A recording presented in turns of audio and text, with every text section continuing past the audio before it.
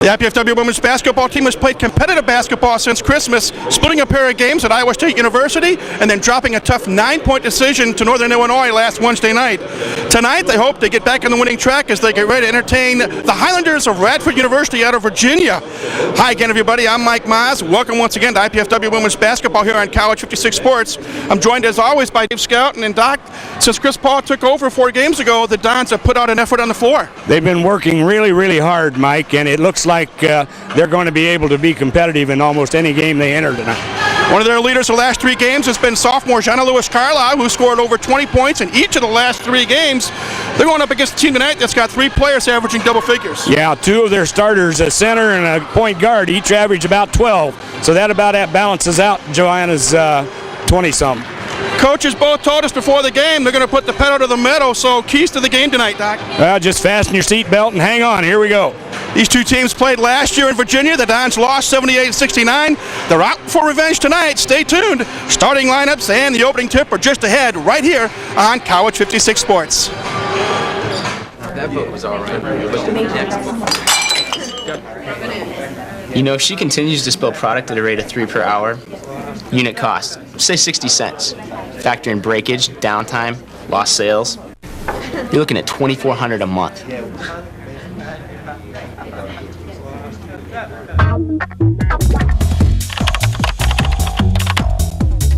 Indiana University, Purdue University, Fort Wayne. 1 university, 2 great names.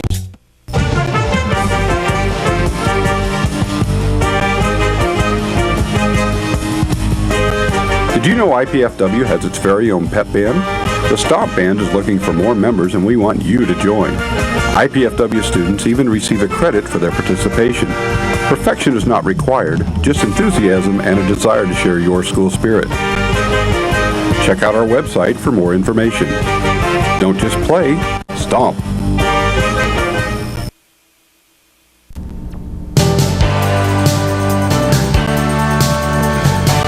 Good evening, everyone, and welcome to the Hilliard Gate Sports Center here on the campus of IPFW, along with Dave Scouten. This is Mike Maas. We are moments away from the start of tonight's women's basketball game featuring the Highlanders of Radford University out of Radford, Virginia, and the IPFW Mastodons.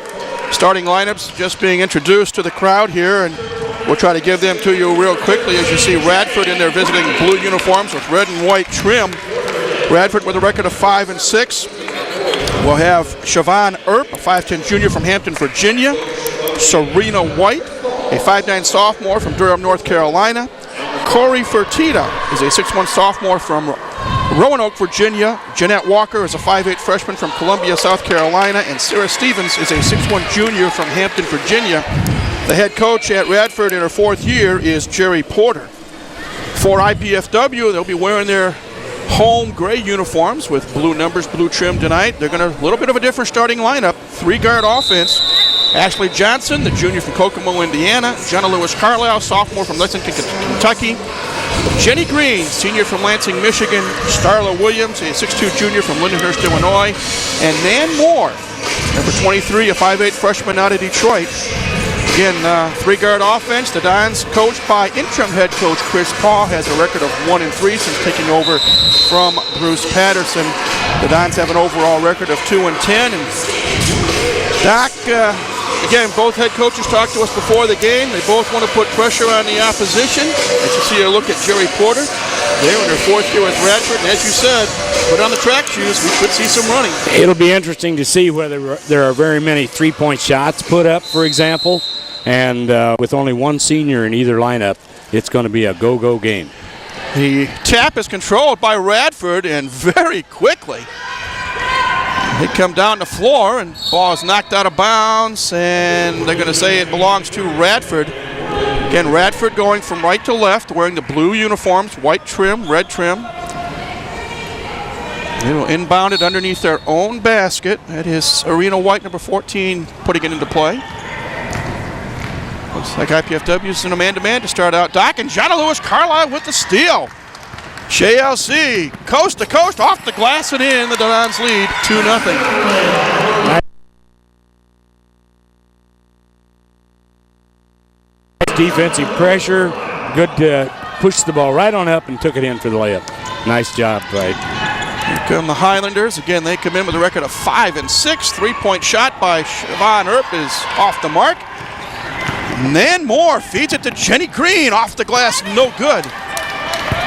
Earp comes down with the board, and here comes Radford on the attack. Again, just underway here at the Heritage Sports Center. Glad you could join us. Nice feed to Stevens, and Sarah Stevens banks one off the glass and in. Yep, nice feed to the post. She took it right up to the glass and in. We've played 1 minute. Each team has scored a bucket here on this Saturday night in Fort Wayne. Johnson is called for a travel. AJ thought you might be fouled. I thought there might be a foul if they didn't see the traveling just before that. Chris Paul, interim head coach, in front of us, talking to one of the officials. IPFW in full court man-to-man pressure defensively. Radford breaks it somewhat easily. Stevens in the block. Spin move, shot off the glass, no good. Fight for the rebound. A foul's going to be called, I believe, on Nan Moore, the freshman out of Detroit. That is her first, team first. And Jeanette Walker will go to the line to shoot 2. Jeanette had good position that time to pull down the offensive board. Walker, 5'8" freshman from Columbia, South Carolina, knocks down the first free throw. She comes into this game hitting 76% of her free throws. That's not too bad, but she's not the best shooter on the team either. One more free one coming. Bounces off the rim, Moore with the board. It is a 3-2 Radford lead. The Dons, Nan Moore, a little indecision there. Well, indecision on her part, and a couple of teammates took their eye off the ball. And you don't ever want to turn your back on the ball. It may be coming your way at any time. Again, full court pressure, but Radford gets it in. Stevens, watched by Green, off the glass, no. Starla Williams with the rebound for IPFW. And here come the Dons up the floor. Shauna Lewis Carlisle off the rim, no. Moore fighting for the rebound. And they're going to say that Corey Fertitta knocked it off of Moore. It'll be Highlander ball. Well, maybe. Maybe. Okay. No, I don't know. Are they giving it to IPFW? Yes, they are. Wow. Yes, they are. I saw the out official pointing toward IPFW inbounds, but I didn't know what his purpose might be. Lob feed into Starla Williams, and she travels with the ball. Starla should probably have just gone on up with that shot, even though it might get blocked or might be a tough shot. Radford's averaging nearly 4 blocks per contest. Remember the Big South Conference. Fertitta just takes it off the glass and in. Corey Fertitta with her first points of the night.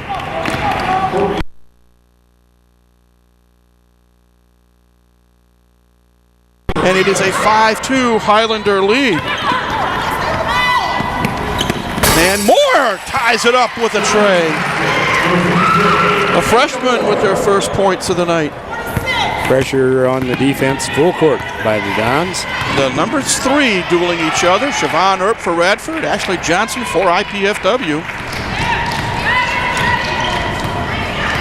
Jeanette Walker, watched by Moore. Earp, long jumper in and out. Jenny Green, the senior from Lansing, pulls down the rebound. Shauna Lewis Carlisle. Spin move, shot short. Rebounded by Fertitta. Highlanders on the attack. Siobhan Earp. Fertitta. Work it around the perimeter. Neither team having much luck getting the ball inside yet. And there's a feed inside to Stevens. Turnaround jumper is good. Sarah Stevens now with 4 points. Averaging nearly 12 points a game. And Doc, we talked about it prior to the games. IPFW called for their 3rd traveling violation. Yeah, and the game's only about 3.5 minutes old. Got to get a little more control. A couple of substitutions. Number 22 is Hillary O'Connell, the junior from Warsaw. Number 50 is Julianne Huna from Halle, Germany. Making their first appearances of the night. Hillary's been bothered by a bad back. Let's hope she's got that shooting eye tonight. She had 22 big points against Maryland, Baltimore County about 3 weeks ago. Kano is guarding Siobhan Earp. Looking. Radford very patient on the offense. 13 on the shot clock. Inside feed to Stevens again, off the glass and in. And Sarah Stevens already has 6 points, halfway to her season average. And it's a 9-4 Radford advantage here with 16 minutes to go in the first half. IPFW with the basketball. Puna in the block, driving on Stevens, off the glass, no good. Fertitta with the board. Coast to coast action, off the glass, no. And back and forth we go. Here is AJ, Ashley Johnson on the move. Off the glass and in. Boy, that's a good sight for Chris Paul. Ashley Johnson with their first points of the night. The lead cut to 3. 9-6 in favor of Radford. Radford again on their set offense. Janelle Walker inside to Earp. He travels. And we have our first media timeout of the night. 15-18 left in the first half. Our score, Radford 9, IPFW 6. You're watching IPFW Women's Basketball on College 56 Sports.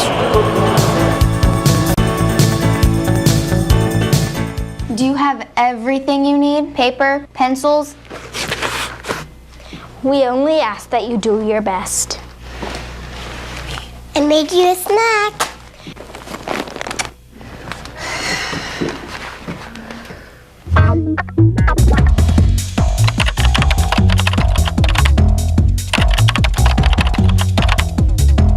Indiana University, Purdue University, Fort Wayne. One university, 2 great names. On this month's edition of IPFW Up Close, we'll be talking about the upcoming visit to IPFW by Dr. Richard Light, a Harvard professor who's done extensive research on what college students really think about college. And we'll talk with some award-winning athletes, not for their prowess on the fields of play, but for their philanthropy efforts. Join me, Susan Alderman, for IPFW Up Close, Sundays at noon on College Access, Channel 56.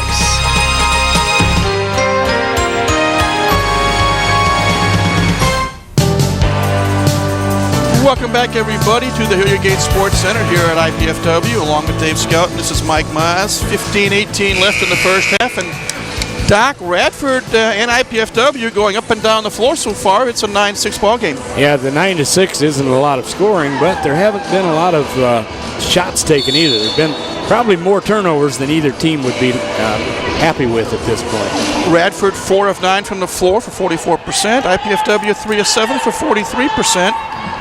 And the teams have combined for 7 turnovers. Radford's in a zone defense now. Mastodons with the basketball. Jana Lewis Carlisle for 3 off the rim, no. And AJ Ashley Johnson with an offensive rebound. So the Dons will reload with the fresh 30. Pass intended for Natalie Roberts, who's in the lineup for the first time tonight. Accidentally knocked out of bounds by Radford. 2 substitutes in now for Radford. Number 15, Kelly Darden, and number 40, Tamisha Carter. Carter, a 5'7" junior from Woodbridge, Virginia. Darden, a 6'3" sophomore from Chesapeake. Jana Lewis Carlisle misses with a jumper. Another offensive rebound for Ashley Johnson. Yeah, Ashley's getting good anticipation of where that rebound will come. Roberts gets the friendly bounce on a feed from Julianne Huna. Natalie Roberts with her first points of the night, and it's now 9. Well, they say 9-8. I thought it was.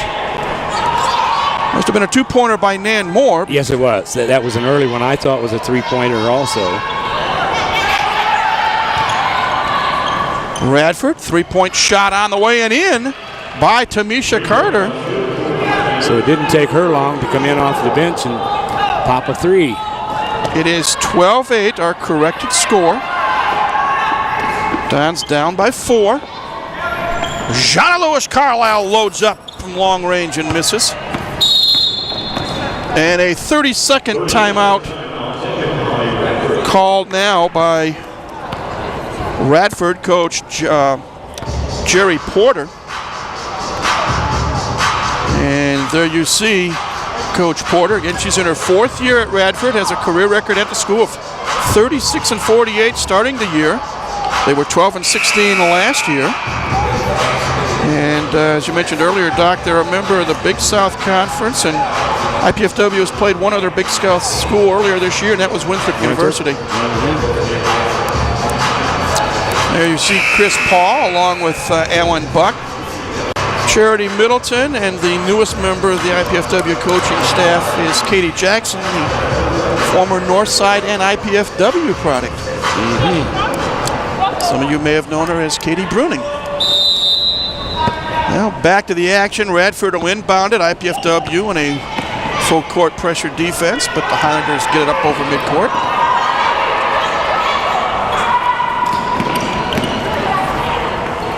Fertitta, 15-footer off, rebounded by O'Connell. And here comes IPFW the other way.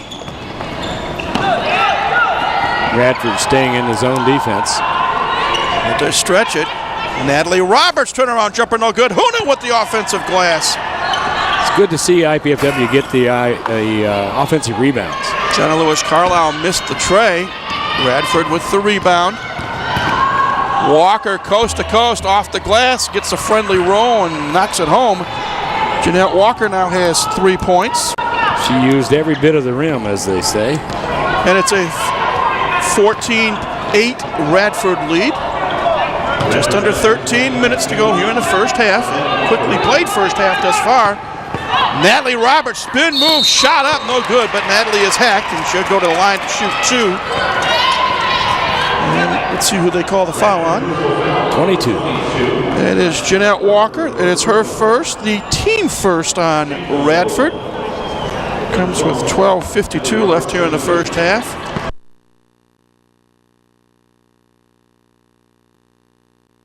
Natalie Roberts, 6'1" sophomore from Connorsville, which you see the replay there. Left-handed free throw off the back of the rim and bounces out. Need to have those free throws. Moen makes her first appearance of the night, replacing Jenna Lewis Carlisle. Tina, 6-foot freshman from Oslo, Norway. Roberts with her second free throw. That one bounces around and drops through. Had good rotation on the ball. It hit the bank board and went back in. 14-9, the lead is 5. Siobhan Earp just inside the three-point range, misses the shot. Julianne Huna with the board. Here comes Ashley Johnson whipping up the floor. Tina Moen, she tries one from long distance, no good. Earp with the board. Here come the Highlanders. And both these coaches said they want to go coast to coast. And they are. So far, it's up and down. A two-man game.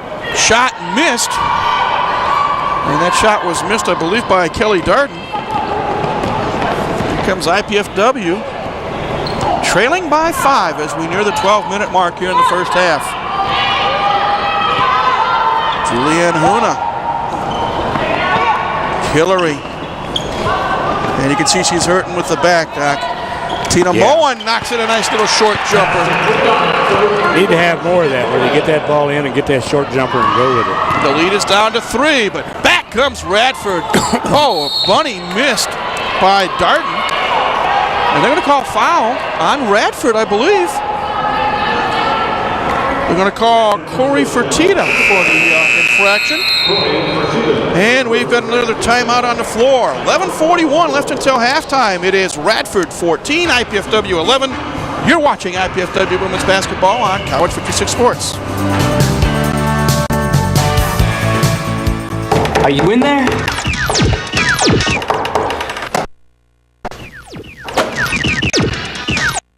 And they're going to call foul on Radford, I believe. They're going to call Corey Fertitta for the infraction.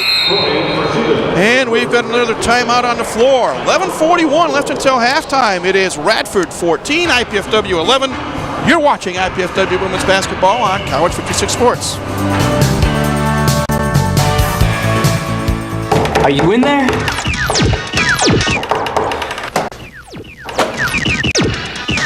What's up? The show's at 7.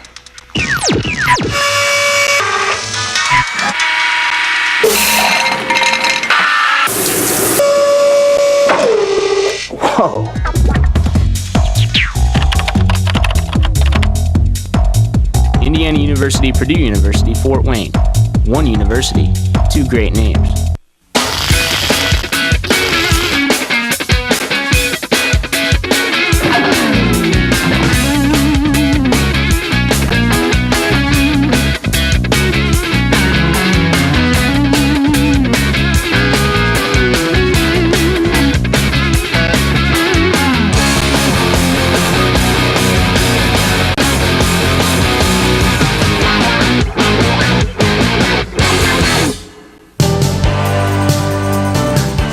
Back at the Gates Center, here is a replay doc, and you can see Radford just taking it down the floor and missing the shot. Natalie Roberts fighting for the rebound. Yeah, Fertitta came over her back. You were telling me during the break, Doc, that a more cleanly played game this last segment. Yeah, the first 4 minutes of the game had 7 turnovers between the two teams. The second 4-minute segment had none. Dons with the ball, goes out of bounds. And as soon as I say that, there's a turnover. Yeah, 5 turnovers now for IPFW, 3 for Radford. Again, the Dons put on full court pressure defensively, trying to force another turnover. But Radford breaks it. Carter up top. Cross-court pass to Earp. Siobhan Earp kicks it back out. Here's Stevens outside. Sarah Stevens, the big gal inside, knocks one down from outside, and she's got 8 of the 16 Radford points. She surprised me a little bit with that good-looking outside shot. She's an inside player. I'll give you another little tidbit about her momentarily. Now she forces a turnover. Pass intended for Starla Williams, knocked away. Siobhan Earp stops, pops, and hits. Earp with her first bucket, and Chris Paul calls a 30-second timeout to try to stop the bleed. Yeah, I think he spotted a couple of things defensively that he wants to shore up. Well, Chris said that he may call a couple of quick timeouts because he does not want to see the team fall too far behind, and right now they trail 18-11 with 10:45 to go. We mentioned briefly a moment ago, Doc, Sarah Stevens. We saw it in the game notes that Radford provided us. She's averaging nearly 12 points a game overall for the season, but at home,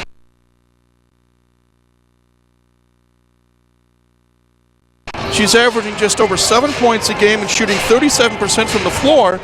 On the road, nearly 16 points a game and hitting over 53% of her shots. Yeah, and here she is tonight on the road, 4 for 6. Last I knew, that 67% rounded off. Yeah. Well, here we go. Nan Moore bringing the ball up the floor for IPFW. Getting more playing time lately.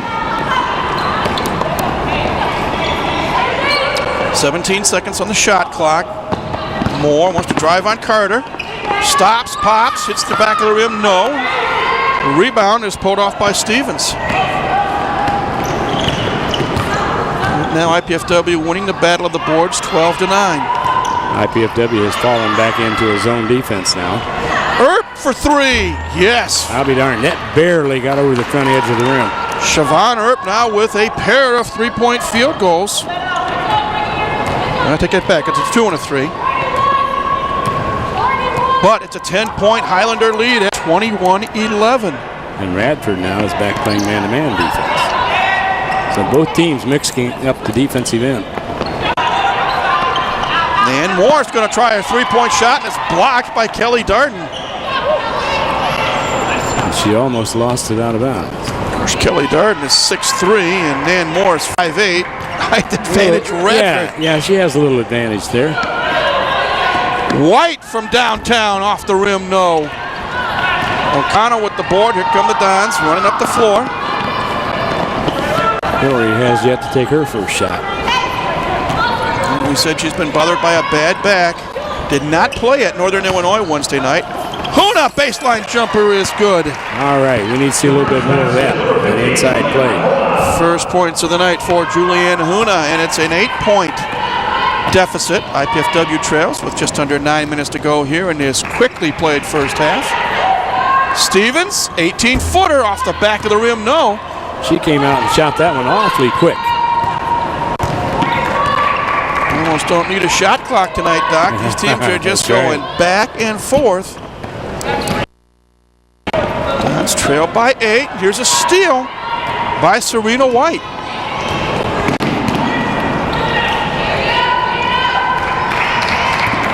Stevens in the low post.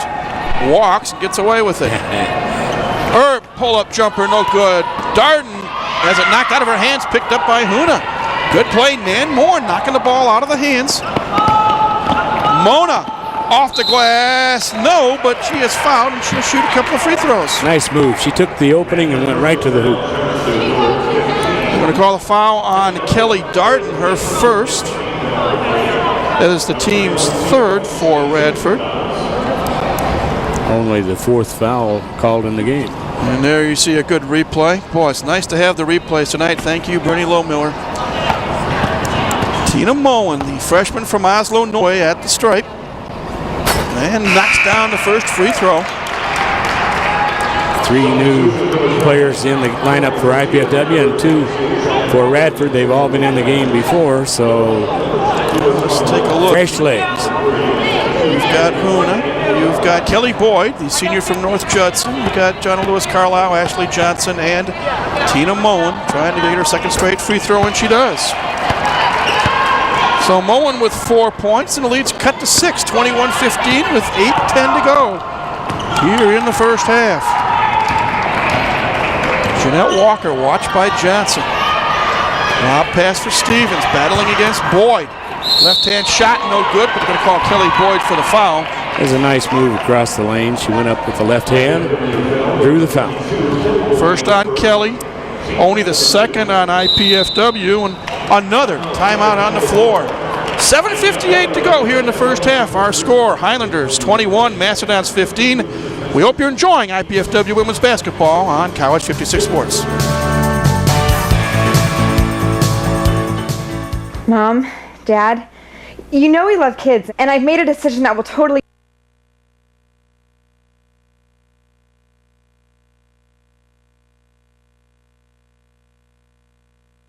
change my life. Cameron's too. It's a huge responsibility, leading someone into, who knows, communication or science or math.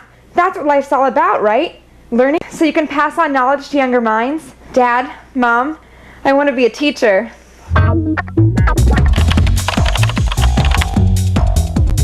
Indiana University, Purdue University, Fort Wayne. One university, 2 great names. On this month's edition of IPFW Up Close, we'll be talking about the upcoming visit to IPFW by Dr. Richard Light, a Harvard professor who's done extensive research on what college students really think about college. And we'll talk with some award-winning athletes, not for their prowess on the fields of play, but for their philanthropy efforts. Join me, Susan Alderman, for IPFW Up Close, Sundays at noon on College Access, Channel 56.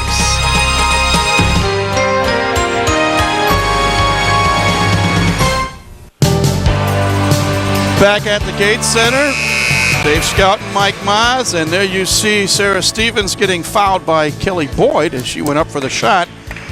Stevens, a 6'1 junior from Hampton, Virginia, will go to the free throw line to shoot a pair. I think for Stevens, the impressive thing on that move was she took the shot with the left hand, and she's a right-hander. She is a 74% free throw shooter coming into this contest, hitting 23 of her 31 attempts. That one rattles around and drops through. 9 points for Stevens. Just 3 away from her season average. Second one no good. Johnson with another rebound.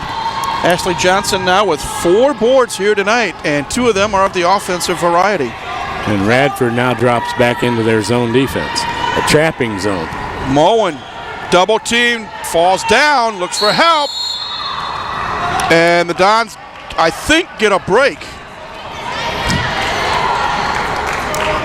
And Coach Paul said, timeout, timeout, and then when he saw he says, okay. I believe they called a foul on Jeanette Walker, number 22. Yes, they did. That is her second, team 4th. And Tina Moen's thing is saying thank you very much. John Lewis Carlisle steps on the end line. Another turnover. Number 8 for the Dons. No, they're not going to let a substitution come in as Megan Hilligus had belatedly raced to the scores table. She has to wait to the next dead ball. Jumper is good. So the senior from North Judson is in the scorebook with her first 2 points of the night. And a jump ball is called. Good pressure by Moen. And the against ball. White. It's going to go to IPFW. IPFW. So let's see if the Dons can convert. In essence, it's another turnover for. Three-point shot is good, and Jenna Lewis Carlisle is fouled. A chance for an unusual 4-point play. Foul was on Serena White. And Jana's a pretty good free throw shooter. She has played well as of late, and there you don't see it very often. A 4-point play. 6 points now for the sophomore from Lexington, Kentucky, and the Dons draw to within 1 at 22-21 as we go under 7 minutes. And there's a steal, almost a steal by Ashley Johnson as Jenny Green comes back in for Tina Moen for the Dons. Yeah, that 4-point play puts a big dent in a 5-point lead, doesn't it? Sure does. Even you and I can add it up. One inbounds pass from Carter.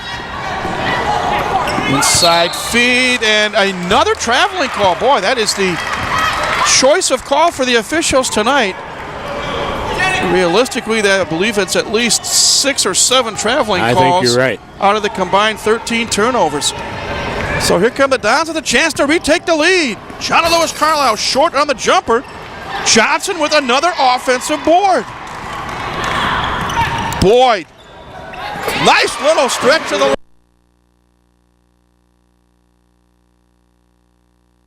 arm, and she knocks it down for her 4th point. And the Dons take the lead 23-22 with 6:24 to go.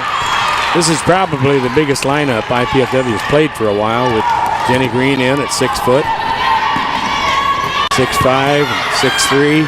Turnaround jumper by Stevens is no good, but Kelly Boyd's going to be called for a second foul. And Sarah Stevens will go to the line to shoot 2. You're right, Doc. You look at it. Kelly Boyd at 6'5", Julianne Huna 6'3", Jenny Green 6 foot. And then the 2 quick guards. So here is Stevens at the line, and she knocks the first one down to tie the game at 23. Huna out, Natalie Roberts back in. What? Chris Paul not afraid to play the players he has available on the bench. That's right. One more free throw coming for Stevens. Chance to break the tie, and she does. Boy, very impressed with the play of Sarah Stevens, Doc. She now has 11 points here in the first half. Almost half their production. Highlanders up by 1, 24-23. As we hit the 6-minute mark. Ashley Johnson will drive, forcing the shot up, rolls around and is in, and it's going to count. She forced it up but got it to drop. Tamisha Carter whistled for her first foul. So AJ, Ashley Johnson, the junior from Kokomo, with a chance for the conventional 3-point play. And she knocks it down, and the Dons are up by 2, 26-24. Ashley brings a lot of enthusiasm to the court. She now has 5 points. Dons up by 2. Highlanders with the basketball. Fertitta from long range. That's off the mark. Another rebound for Johnson. And AJ is just going coast to coast.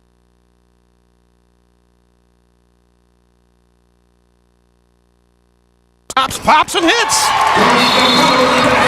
And Radford says, whoa, we got to stop this. They call a 30-second timeout. Would you say Ashley feels it right now? A wee bit. For tickets to IPFW athletic events, call 260-481-6000 or go to the IPFW Athletics website. It's at www.ipfw.edu/athletics. Tickets are available for individual events or mini-season ticket packages. They're also available for the remainder of both the men's and women's basketball seasons. Again, phone number 204-816-0000 or go online at www.ipfw.edu/athletics. Well, Doc, 5:34 to go, and the Dons have made a nice comeback because they trailed early on, and they now lead by 4. I think maybe the fast pace of the game has taken a little bit of a toll on Radford. We'll see now if they get a second win. Highlanders inbound it, and IPFW still pressuring full court. Carter's going to get over midcourt. Now it's advantage Radford, and Stevens walks with the ball. And another traveling turnover. 6 now turnovers on Radford. IPFW guilty of 8 violations. And Ashley Johnson perhaps catching her breath as she jogs up the floor. Lob pass into Boyd, and she loses it. Nice play by Stevens. They're going to call a jump ball, and on the alternate possession, Radford will get possession. Comes with 5:11 to go here in the first half. IPFW on top, 28-20. Look at interim head coach Chris Paul. Earp back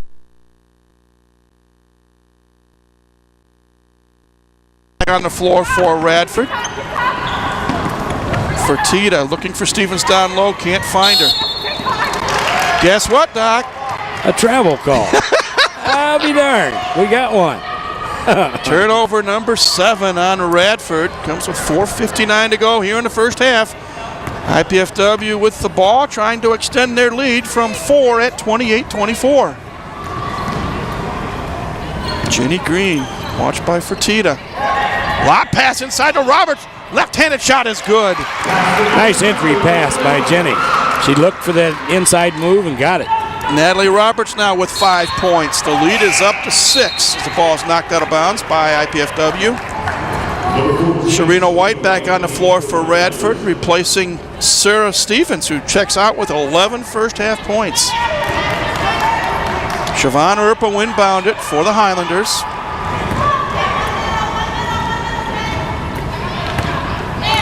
Kind of token pressure this time by IPFW. Yep. Carter with the ball. Now being watched by Johnson. 13 on the shot clock. Inside Powell. Nice blast to Fertitta. Shot is missed. Darden with the offensive glass. And Corey Fertitta says if at first you don't succeed, try again. She now has 4 points, and the lead's cut to 4 at 30-26 as we near the 4-minute mark. AJ being watched by Carter. Inside to Roberts, and she travels. I was going to say, you think there might be another travel call coming? Boy, I'd love to know. I don't have my calculator on hand right now to find out how many they've had. But in any event, timeout on the floor. 3:57 until halftime, and our score is 30-26 in favor of the Mastodons. You can do more than just sit on the sidelines. Participate in the excitement of Mastodon athletics by joining the Royal Dons Club. The Royal Dons is IPFW's official athletic booster organization. Members enjoy athletics-related special events, priority access to tickets, and more. To learn about the Royal Dons Club, call 260-481-6643. You can write to them at Royal Dons Club, 2101 East Coliseum Boulevard, Fort Wayne, Indiana, 46805. Or go to the IPFW Athletics website. It's www.ipfw.edu/athletics. Well, Doc, we talked earlier about how IPFW has had some trouble hitting shots as we look at a youngster. Oh, it's fun during the timeouts here at the Gates Center. He's on the move now. He's got all those big shoes. Well, we look at the shooting numbers, Doc, and IPFW now has increased their shooting percentage to 48%. That's up from 30% about 7-8 minutes ago. Yeah. 12 of 25 from the floor, 1 of 5 from three-point range, 5 of 6 at the foul line. Radford hitting 39%, 10 of 26 from the floor, 2 of 5 from long distance, and they are 4 of 6 at the charity stripe. Again, there's Chris Paul, knee on floor. Hope you got a knee pad, Chris, underneath that. Probably a key factor in this ballgame, too, is the fact that IPFW has a rebounding edge of 18-13. Highlanders put the ball into play here as IPFW continues to put full court pressure on. Three-point shot by Earp is no good, but rebound goes out of bounds, last touched by Tamisha Carter. And it goes over Dons. Jenna Lewis Carlisle, Ashley Johnson, Natalie Roberts, Jenny Green, and Julianne Huna on the floor for Chris Paul and the Mastodons right now. And Radford now has gone to a 1-2-2 zone. Jenny Green, inside pass for Huna. Nice feed, shot up and good.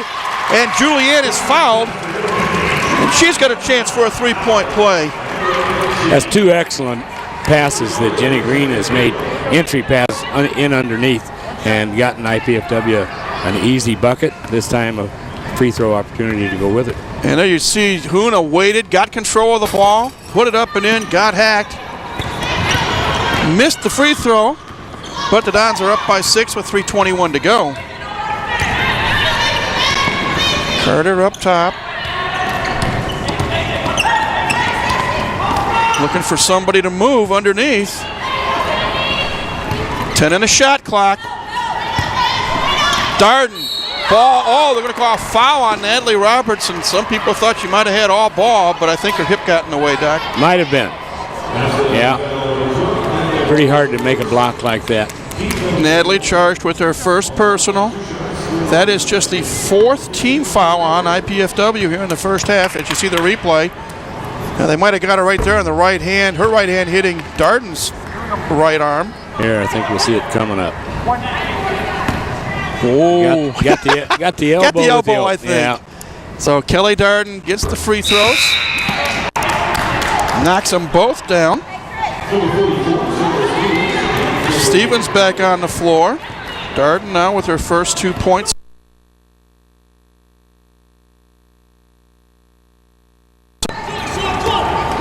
Three minutes to go in the half. 32-28, Mastodons on top as they look for win number 3 of the season.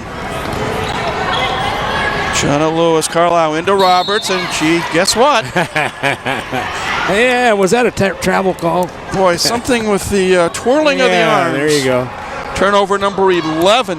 IPFW only averaging just over 15 turnovers a game, but they've turned it over 11 times here in the first 17 plus minutes.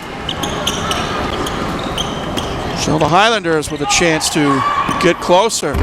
Fertitta with a long ball. Corey Fertitta now with 7 points. And that shot looked like it might fall short, but it was just long enough to. The lead down to 1. I'm sorry, Doc.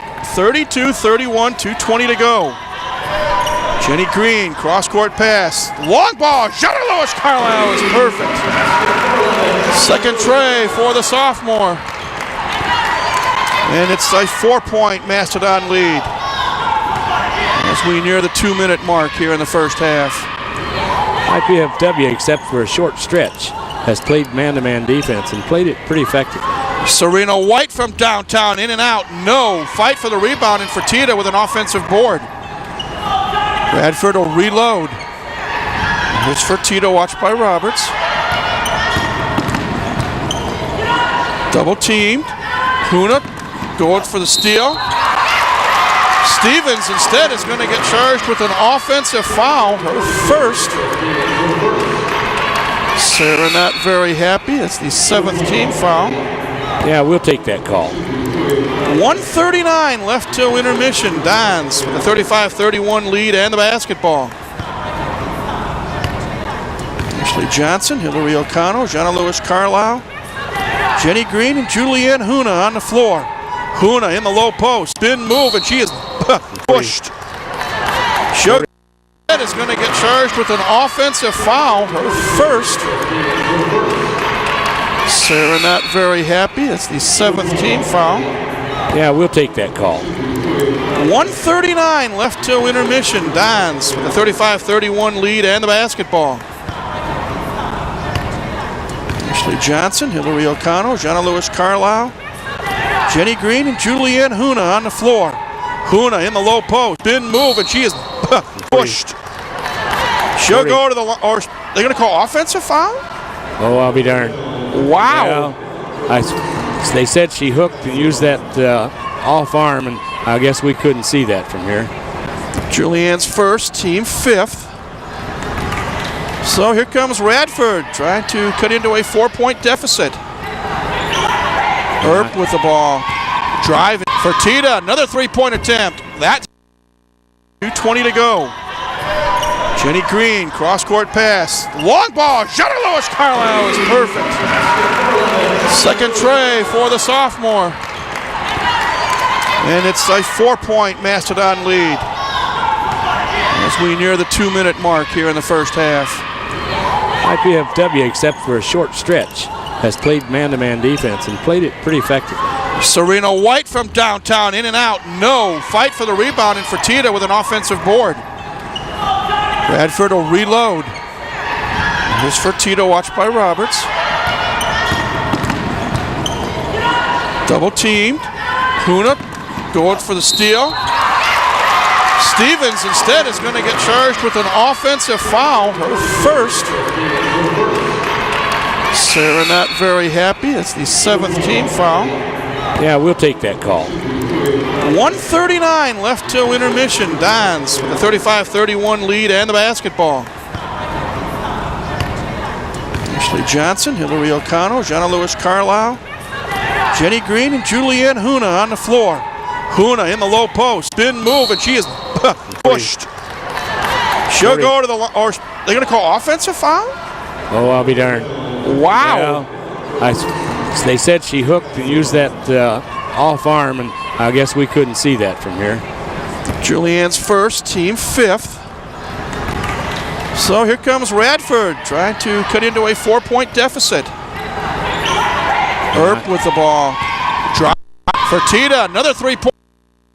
2:31, 2:20 to go. Jenny Green, cross-court pass. Long ball, Jenna Lewis Carlisle is perfect. Second tray for the sophomore. And it's a 4-point Mastodon lead as we near the 2-minute mark here in the first half. IPFW, except for a short stretch, has played man-to-man defense and played it pretty effectively. Serena White from downtown, in and out, no. Fight for the rebound, and Fertitta with an offensive board. Radford will reload. Here's Fertitta, watched by Roberts. Double teamed. Huna going for the steal. Stevens instead is going to get charged with an offensive foul, her first. Sarah not very happy. It's the 7th team foul. Yeah, we'll take that call. 1:39 left till intermission. Dons with a 35-31 lead and the basketball. Ashley Johnson, Hillary O'Connell, Jenna Lewis Carlisle, Jenny Green, and Julianne Huna on the floor. Huna in the low post, spin move, and she is pushed. She'll go to the, or they're going to foul, her first. Sarah not very happy. It's the 7th team foul. Yeah, we'll take that call. 1:39 left till intermission. Dons with a 35-31 lead and the basketball. Ashley Johnson, Hillary O'Connell, Jenna Lewis Carlisle, Jenny Green, and Julianne Huna on the floor. Huna in the low post, spin move, and she is pushed. She'll go to the, or they're going to call offensive foul? Oh, I'll be darned. Wow. Well, they said she hooked and used that off arm, and I guess we couldn't see that from here. Julianne's first, team 5th. So here comes Radford trying to cut into a 4-point deficit. Earp with the ball. Drive.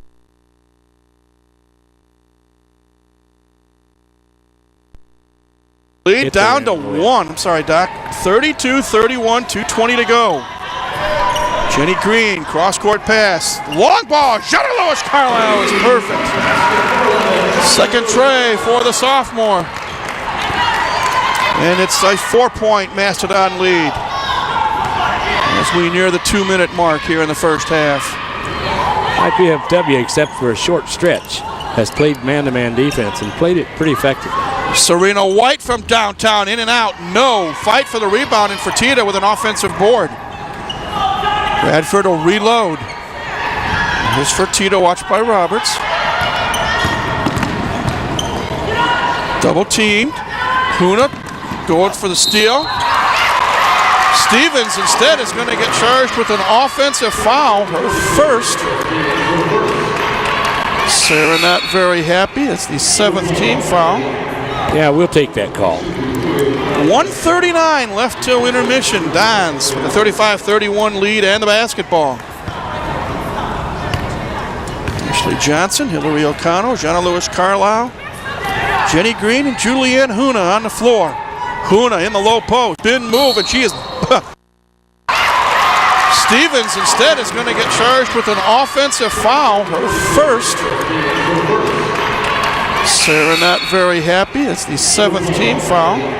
Yeah, we'll take that call. 1:39 left till intermission. Dons with a 35-31 lead and the basketball. Ashley Johnson, Hillary O'Connell, Jonna Lewis Carlisle, Jenny Green, and Julianne Huna on the floor. Huna in the low post. Spin move, and she is pushed. She'll go to the line. Or they're going to call offensive foul? Oh, I'll be darned. Wow. Well, they said she hooked and used that off arm, and I guess we couldn't see that from here. Julianne's first, team 5th. So here comes Radford trying to cut into a 4-point deficit. Earp with the ball. Driving for Tita. Another 2:31, 2:20 to go.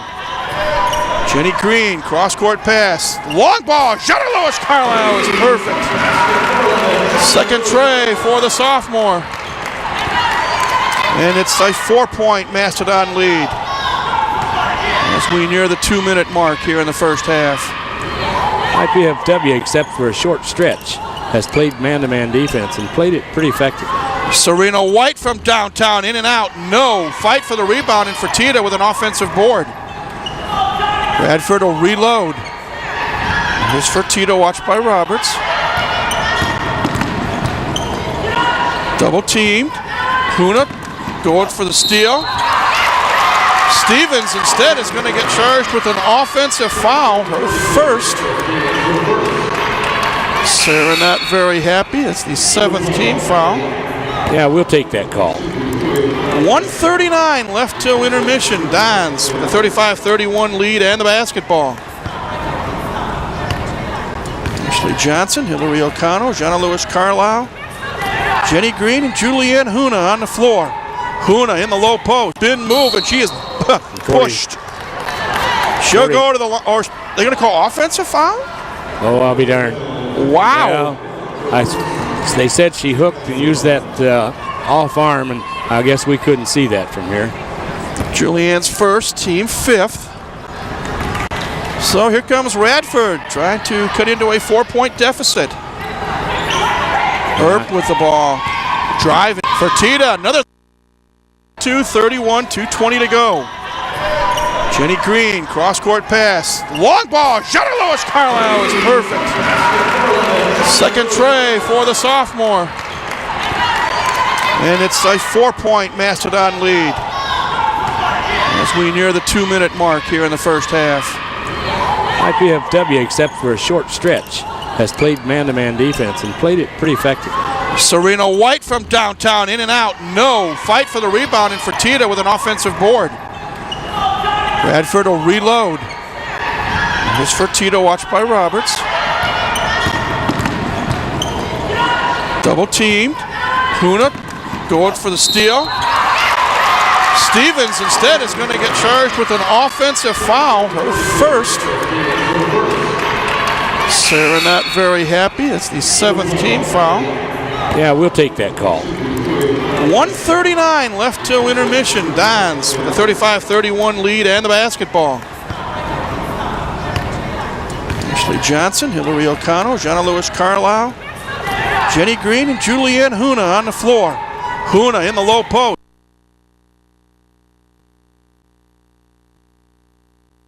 Move, and she is pushed. She'll go to the line. Or they're going to call offensive foul? Oh, I'll be darned. Wow. Well, they said she hooked and used that off arm, and I guess we couldn't see that from here. Julianne's first, team 5th. So here comes Radford trying to cut into a 4-point deficit. Earp with the ball. Drop.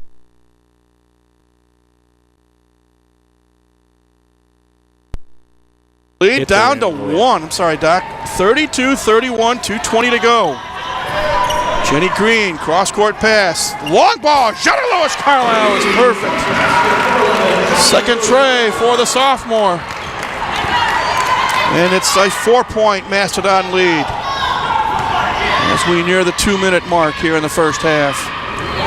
IPFW, except for a short stretch, has played man-to-man defense and played it pretty effectively.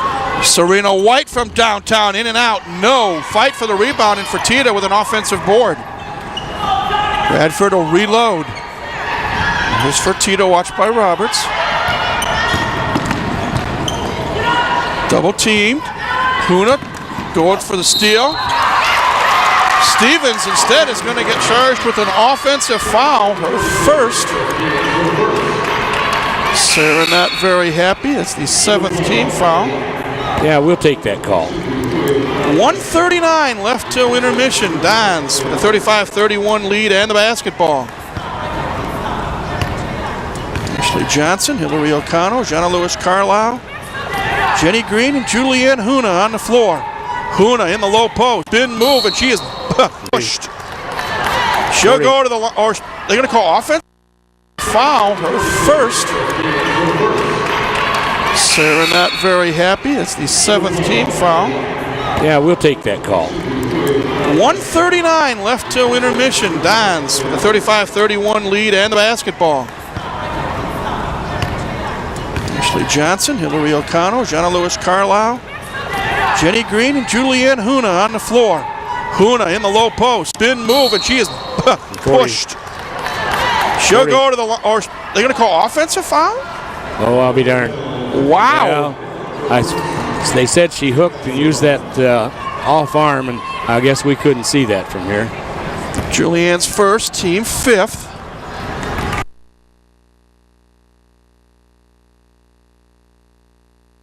So here comes Radford trying to cut into a 4-point deficit. Earp with the ball, driving. Fertitta, another 3-point attempt. That hits the back of the rim. Stevens with an offensive board. Guess what? A travel call of choice tonight. I would venture a guess that out of the 19 turnovers, about 12 of them at least have been the travel variety. Well, Chris Paul right in front of our location, shouting out instructions. 1 minute to go till halftime. Lewis Carlisle knocks down a tray. JLC with 3 trays and 12 points overall. And now she's feeling it. John is a 37% three-point shooter for the season. Huna! Oh, what a nice play by Julianne Huna. Not fouling and grabbing part of the ball. Order possession goes to IPFW with 43 seconds left. Good defense. Good heads-up move that time by Huna. Carter's going to offer some man-to-man pressure on Ashley Johnson. Jenna Lewis Carlisle, watched by Earp. About 12-second differential between the shot clock. AJ spin move and she walks. Could call that one from here, huh? Believe it or not, we could. That is the 12th IPFW turnover. 28.5 seconds left until the break. Mastodons with a 38-31 advantage. Chris Paul with a smile on his face. He knows. Now a whistle away from the ball. Dan Morgan going to call foul on Jenny Green. Her first, team 6th. Comes with 18, just over 18 seconds left in the half. Shooter,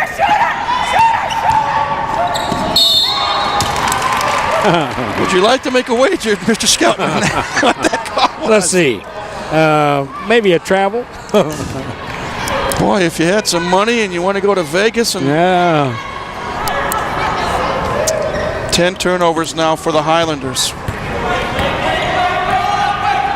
John Lewis Carlisle up over midcourt. Chris Paul says wait, play for 1.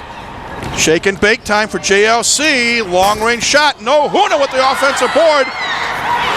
O'Connell at the buzzer. Yes, and it's a 2. Sorry, we'll take it. What a way to go out. IPFW, after trailing early, heads for the locker room with a 40-31 lead.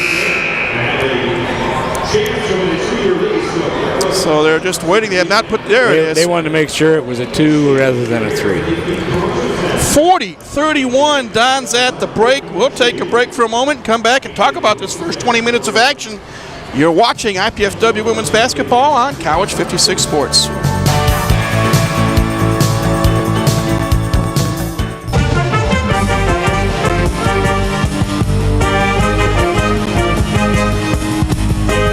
Did you know IPFW has its very own pep band?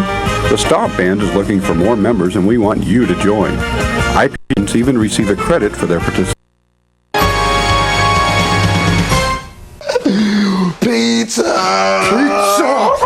I must eat. Wait, what is this? Capsicum anum? Agaricus Allium cepa? Can we eat this? Peppers, mushrooms, and onions. Eat your pizza, man. Honey. Indiana University, Purdue University, Fort Wayne. One university, 2 great names.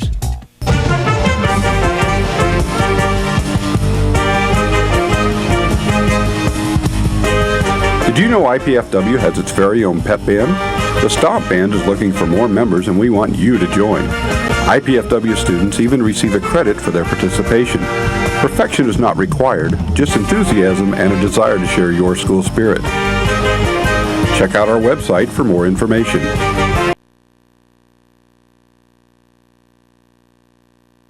Just play Stomp.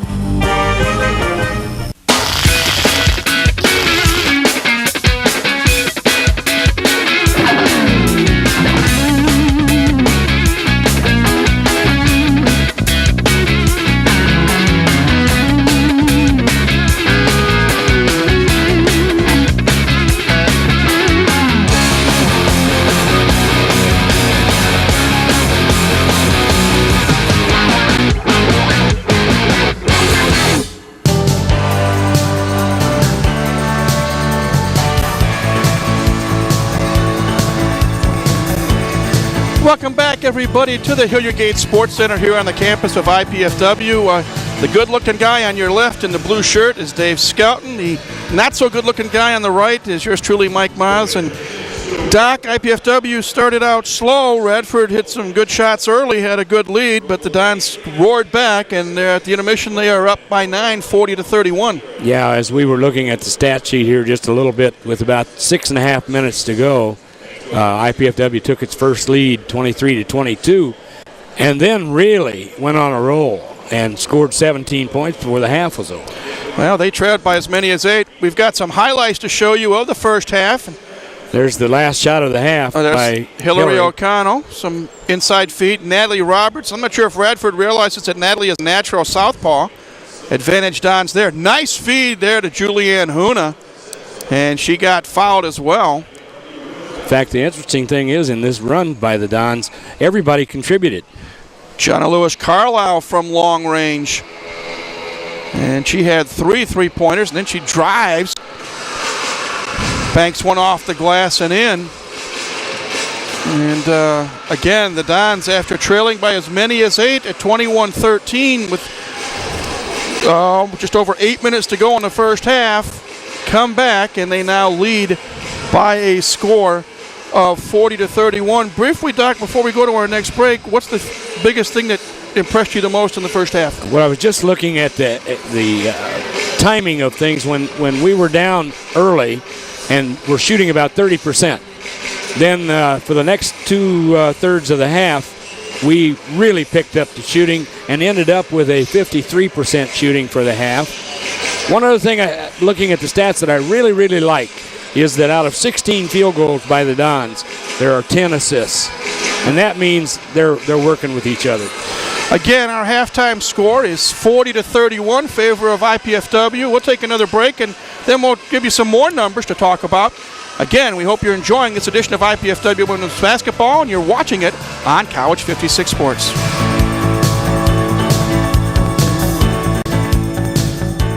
That book was all right. What's the next book? You know, if she continues to spill product at a rate of 3 per hour, unit cost, say 60 cents. Factor in breakage, downtime, lost sales, you're looking at $2,400 a month.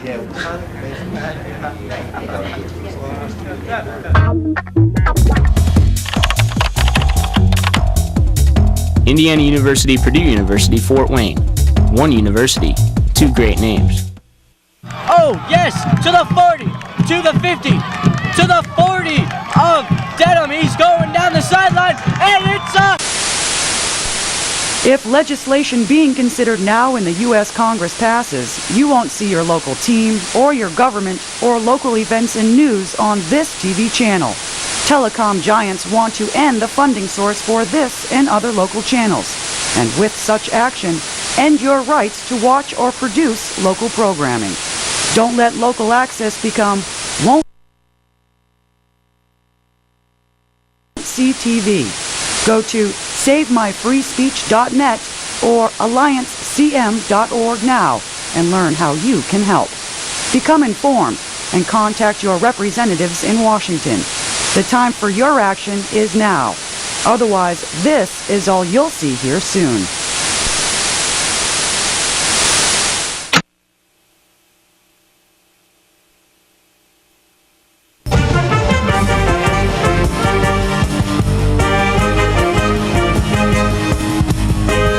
Did you know IPFW has its very own pep band? The Stomp Band is looking for more members and we want you to join. IPFW students even receive a credit for their participation.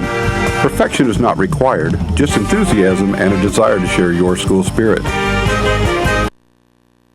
Our website for more information. It is halftime of our women's basketball match tonight featuring IPFW and Radford University from the state of Virginia, or I should say the Commonwealth of Virginia. Right now the Highlanders trail the Mastodons by a score of 40-31. Time now to look at some of the first half numbers as you get a look at some of the fans in attendance. There's Judy Tillapaw from our Health and Wellness Department here on campus. For IPFW, they do have the lead 40-31. They connected on 16 out of 30 field goal attempts for 53%. 3 of 8 from three-point range for 38%. Hit 5 out of 7 free throws. That is 71%.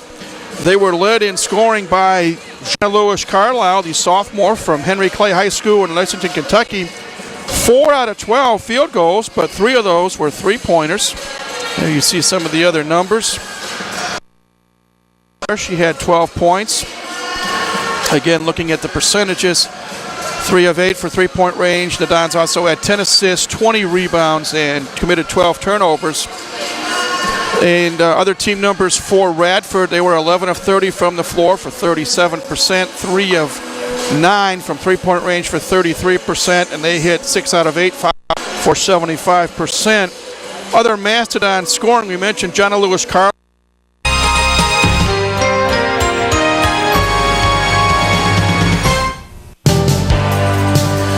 Welcome back once again to the Hilliard Gate Sports Center here on the campus of IPFW, where it is halftime of our women's basketball match tonight featuring IPFW and Radford University from the state of Virginia, or I should say the Commonwealth of Virginia.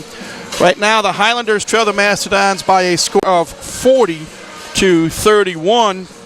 Time now to look at some of the first half numbers as you get a look at some of the fans in attendance. There's Judy Tillapaw from our Health and Wellness Department here on campus. For IPFW, they do have the lead 40-31. They connected on 16 out of 30 field goal attempts for 53%. 3 of 8 from three-point range for 38%. Hit 5 out of 7 free throws. That is 71%.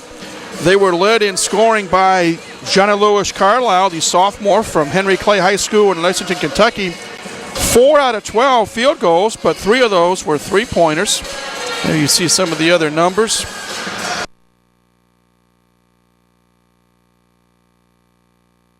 She had 12 points. Again, looking at the percentages, 3 of 8 for three-point range. The Dons also had 10 assists, 20 rebounds, and committed 12 turnovers. And other team numbers for Radford, they were 11 of 30 from the floor for 37%, 3 of 9 from three-point range for 33%, and they hit 6 out of 8 for 70. Sundays at noon on College Access, Channel 56.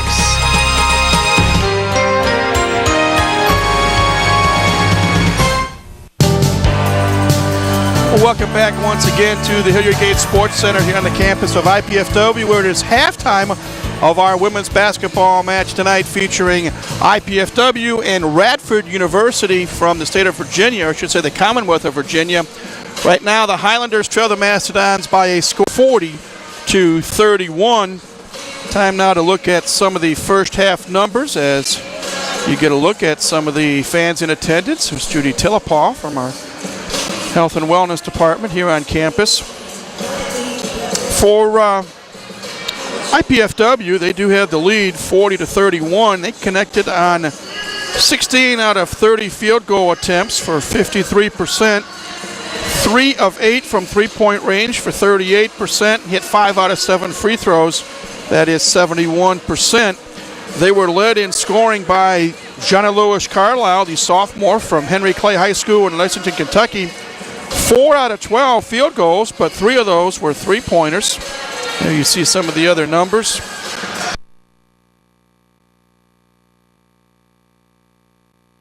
She had 12 points.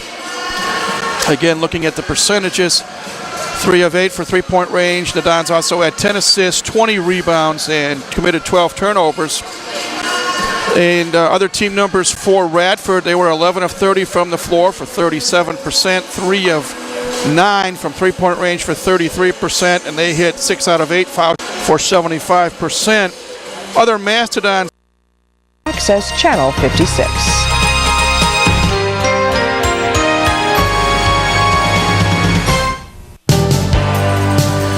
Welcome back once again to the Hilliard Gate Sports Center here on the campus of IPFW, where it is halftime of our women's basketball match tonight, featuring IPFW and Radford University from the state of Virginia, or I should say the Commonwealth of Virginia.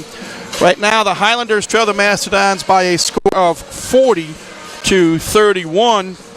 Time now to look at some of the first half numbers as you get a look at some of the fans in attendance. There's Judy Tillapaw from our Health and Wellness Department here on campus. For IPFW, they do have the lead 40-31. They connected on 16 out of 30 field goal attempts for 53%. 3 of 8 from three-point range for 38%. Hit 5 out of 7 free throws. That is 71%. They were led in scoring by Johnny Lewis Carlisle, the sophomore from Henry Clay High School in Lexington, Kentucky. 4 out of 12 field goals, but 3 of those were three-pointers. There you see some of the other numbers. She had 12 points. On this month's edition of IPFW Up Close, we'll be talking about the upcoming visit to IPFW by Dr. Richard Light, a Harvard professor who's done extensive research on what college students really think about college. And we'll talk with some award-winning athletes, not for their prowess on the fields of play, but for their philanthropy efforts. Join me, Susan Alderman, for IPFW Up Close, Sundays at noon on College Access, Channel 56.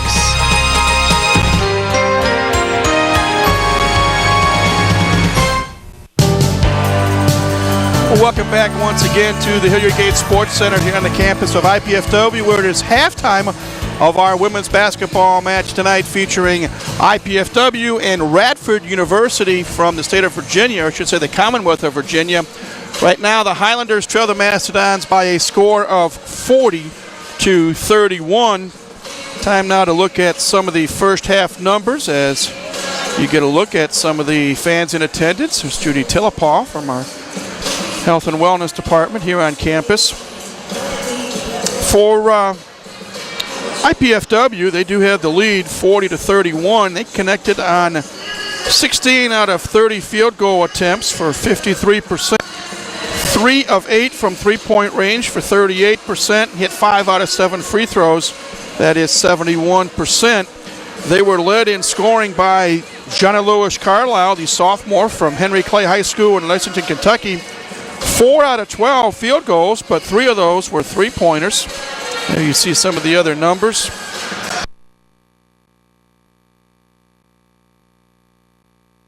She had 12 points. Again, looking at the percentages, 3 of 8 for three-point range. The Dons also had 10 assists, 20 rebounds, and committed 12 turnovers. And other team numbers for Radford, they were 11 of 30 from the floor for 37%, 3 of 9 from three-point range for 33%, and they hit 6 out of 8 foul shots for 75%. Other Mastodon scoring, we mentioned Jonna Lewis Carlisle with 12 points, Ashley Johnson with 7, Natalie Roberts with 5, 4 points apiece from Tina Moe and Julianne Huna and Kelly Boyd, 2 points apiece from Nan Moore and Hillary O'Connell, with Jenny Green and Starla Williams playing but not scoring. For Radford, they were led by their big gal, Sarah Stevens, with 11 points on 4 of 7 shooting, 3 of 4 at the line. She is the only Highlander in double figures.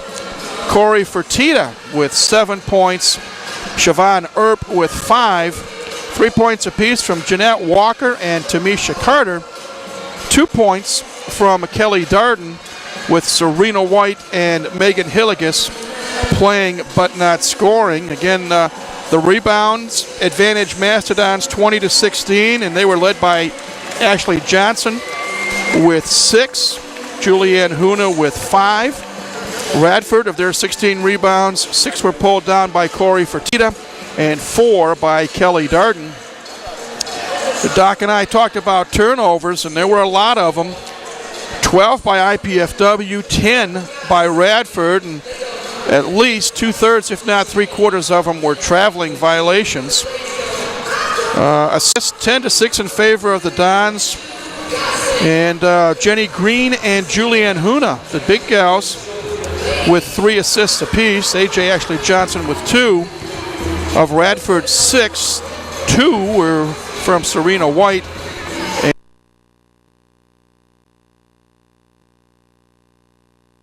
piece from Siobhan Earp, Corey Fertitta, Jeanette Walker, and Kelly Darden. Blocks, 1 block by Kelly Darden of Radford. And for IPFW, Nan Moore and Kelly Boyd each credited with 1, 2 steals for Radford, 1 for IPFW, but right now at the break it is IPFW 40 and Radford 31. We will take our final halftime break. When we come back, Doc will be back with us, and we'll look ahead to the second 20 minutes of action. Again, Mastodons looking for a home, leading by 9 at the break, 40-31. You're watching IPFW Women's Basketball on College 56 Sports. Do you have everything you need? Paper, pencils? We only ask that you do your best. I made you a snack.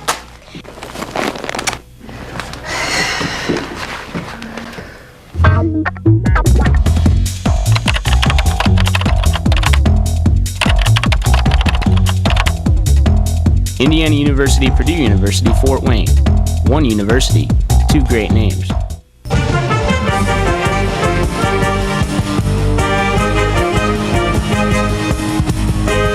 Did you know IPFW has its very own pep band? The Stomp Band is looking for more members, and we want you to join. IPFW students even receive a credit for their participation. Perfection is not required, just enthusiasm and a desire to share your school spirit. Check out our website for more information. Don't just play, stomp. On this month's edition of IPFW Up Close, we'll be talking about the upcoming visit to IPFW by Dr. Richard Light, a Harvard professor who's done extensive research on what college students really think about college. And we'll talk with some award-winning athletes, not for their prowess on the fields of play, but for their philanthropy efforts. Join me, Susan Alderman, for IPFW Up Close, Sundays at noon on College Access, Channel 56.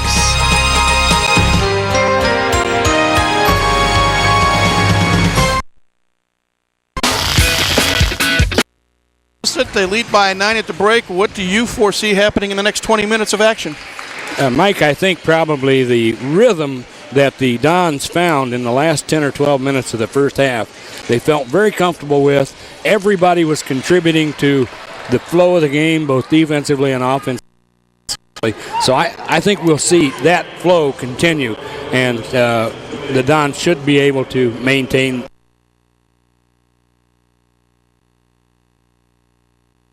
effort. You see there Radford gathering around their fourth-year head coach, Jerry Porter. And the Dons, conversely, gathering around interim head coach Chris Paul. Again, for those of you that may not have known, Bruce Patterson resigned his position about 2.5, 3 weeks ago, citing personal reasons, and we wish Bruce the very best in his endeavors. And Chris Paul has been named interim head coach, and he will run the show for the rest of this season, and then we'll see what happens in the future. And we mentioned, Doc, before, since Chris has taken over, this team has hustled on the floor. They perhaps tried too hard against Winthrop, and they lost 60-44, but they defeated Appalachian State by 10. Lost to Iowa State, which has only lost 2 games on the year. Yeah, really good at team. Iowa State, a team that beat them by over 60 points last year. They only lost by 19.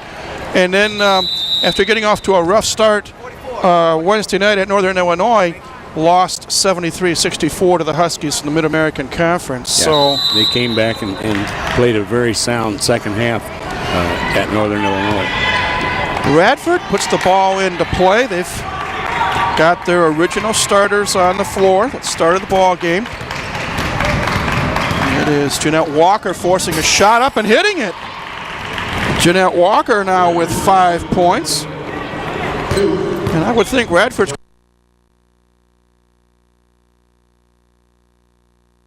even more pressure on. Here comes Jonna Lewis Carlisle missing an 18-footer. And they're going to call a foul on IPFW. Jenny Green picks up her first of the second half. Comes 23 seconds in. Well, that was a hustle foul, and you don't mind those nearly as much as you do a reach-in foul. That's Siobhan Earp, number 3, with the basketball. Sharina White's number 14. Jeanette Walker's number 22. Sarah Stevens, the big gal, is number 44. And Corey Fertitta, number 20, rounds out the Highlander 5 on the floor. Shot missed, and Green pulls down the board. Jenny Green, Jonna Lewis Carlisle, Ashley Johnson, Julianne Huna. Pass from Carlisle. Lewis Carlisle is too long. We had a turnover that wasn't of travel. That's true. And Nan Moore.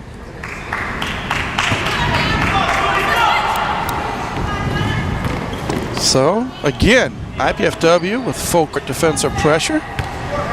Nan Moore watching Jeanette Walker. Walker driving on the freshman, pops, misses it. Green with her second rebound of the second half. One thing about Jenny Green, Doc, we've known her for 4 years. She can be feisty on the floor. She's a tough kid. Long ball from JLC, Jonna Lewis Carlisle. And we've also seen Jonna Lewis Carlisle do that. Even though she got off to a very slow start tonight, she's come back now with a vengeance. And here is an interesting call, Doc. Chris Paul calls a timeout. It is technically a 30-second timeout because it's the first timeout of the second half. It'll be played out as if it were a 60. As you see Radford in their huddle. Interesting, when a team scores on a three-point shot that they immediately call timeout to set up a defense with just under 19 minutes to go. Well, I think they probably spotted something that they hadn't talked about at halftime, wanted to make sure everybody was on the same page and ready to go. Jonna Lewis Carlisle now with 15 points, including 4 three-point shots. Of course, this is the last. The Dons are going to be at home for nearly 3 weeks. They're going to go on a 4-game road trip starting next Thursday night. A game at Valparaiso against the Crusaders of the Mid-Con. They're going to travel to Longwood University, also from Virginia. And then they're going to find out what the Dakotas are like. They're going to play at South Dakota State and North Dakota State before coming back home to play Butler on January 25th. Play resuming now. Highlanders with the basketball. Moving from left to right on your TV screen. Fertitta wants to drive on Huna. Stops, pops, and banks one in. Corey Fertitta now with 9 points. Nice little move. It is 43-35. The IPFW lead is 8. And it looks like Radford wants to play the trapping defense. Jonna Lewis Carlisle. Boy, she has played well, but she's double teamed in the corner. Did she throw it away? Yes, she is guilty of a turnover. Yeah, she's quick. That time, though, she got to a position where she had nowhere to go. 14 turnovers now on the Mastodons. Serena White being hounded by Jonna Lewis Carlisle. Earp watched by AJ. Earp drives by AJ, pops one off the rim, no good. Fight for the loose ball. Fertitta gets the lucky roll. Corey Fertitta warming up now. She's in double figures with 11. That was a hustle basket. She just hustled to get the ball and then put it right back up. Lead cut to 6. 43-37. Ball is kicked by Walker. Pass intended for Nan Moore from Ashley Johnson. 18 seconds on the shot clock. 17:34 on the second half game clock. Radford is now back into one of their zone defenses. AJ lob pass for Huna, and it goes astray. Picked up by Earp. Here come the Highlanders. Don't look now. We got a foul called away from the ball on Jenny Green, and that is her third. Second here in the second half. Good look at Jerry Porter. Again, she's in her 4th year as the head coach of Radford. Steal by, near steal, I should say, by Ashley Johnson. Pass intended for Earp, Siobhan Earp. She was really alert on that inbounds pass. Took away the passing lane. IPFW, 4 of the 5 players playing what you call a denial defense. Lob pass into Stevens. And Sarah Stevens gets her first field goal of the second half. She now, White. Yeah, so trying to force a turnover. It's time for a pick-me-up with PFW. Hillary O'Connell in for Ashley Johnson for the Dons. 17:02 left. It is IPFW 43, Radford 39 on a Saturday night in January 2006. Second half of the season, basically beginning tonight. And we've got a foul again. I think away from the ball. What, 44? Oh. Well, they are calling Stevens for the foul. Yeah, I thought it was on 14, but okay. That could be a break for the Dons. Now there's a foul on. And they're going to go the other way. I think Jonna Lewis Carlisle. Chris Paul saying, what in the heck's going on? IPFW has almost as many fouls now as they did in the first 15 minutes of the game. Here comes Earp. Again, Radford down by 4. Walker feeds into Stevens. Shot blocked by Huna. Fertitta gets the loose ball. She's called for travel. Perhaps a break for IPFW there. That is the 11th Radford turnover of the night. And at least 8 of those are travels. Kelly Boyd in for Julianne Huna.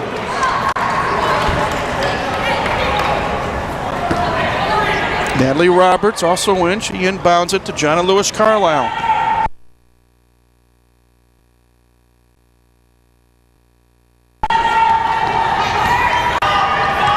JLC being watched by Jeanette Walker, and she loses the ball, and that's an over and back violation.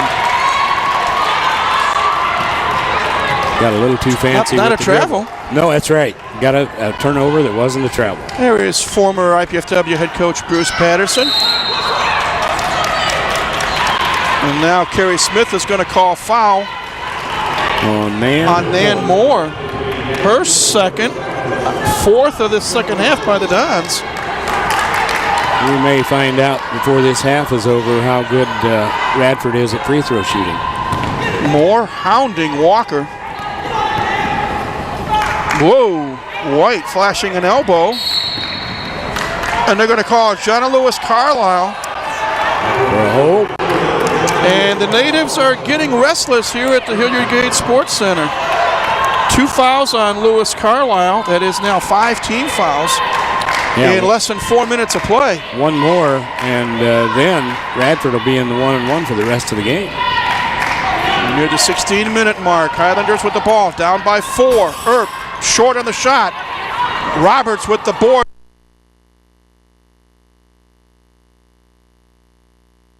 Moore, Don's on the run. Nan Moore flies down the floor, lays it up and in. Nan Moore with 5 points. The lead is up to 6. Back comes Radford.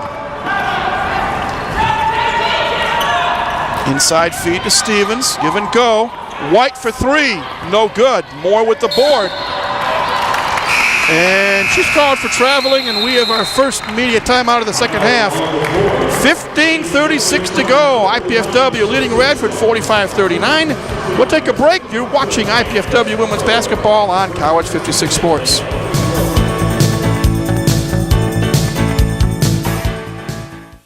Are you in there?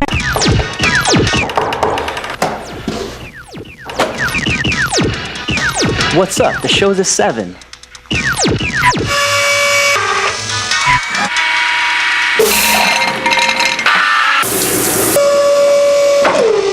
Whoa.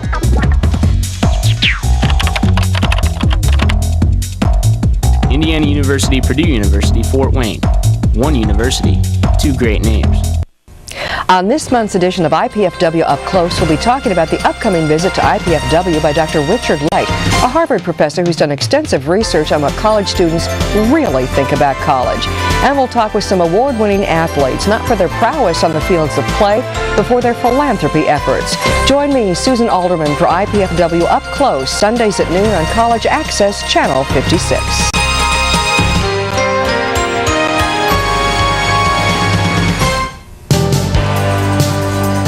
We are back at the Hilliard Gate Sports Center here on the campus of IPFW, along with Dave Skelton. This is Mike Maz. Mastodons with a 6-point lead, 45-39, 15:36 to go. And you were telling me during the break, Doc, IPFW has turned the ball over a whole bunch in this first 4.5 minutes, second half. They've gone first 4.5 minutes, and they've turned the ball over 5 times. Same way they started the first half. Stevens driving on Roberts. Shot strong. Boyd with the board, and she has it knocked out of her hands by Corey Fertitta. It'll be IPFW basketball. You've got Kelly Boyd, Jenna Lewis Carlisle, Nan Moore, Natalie Roberts, and Hillary O'Connell on the floor for Chris Paul's Mastodons. Nan Moore, the freshman from Detroit. Zone defense seems to have stymied IPFW a little bit here at the start of the second half. Hillary O'Connell tried to bounce it off the leg, I believe, of Fertitta. Don's going to break. There's just 5 seconds left on the shot clock.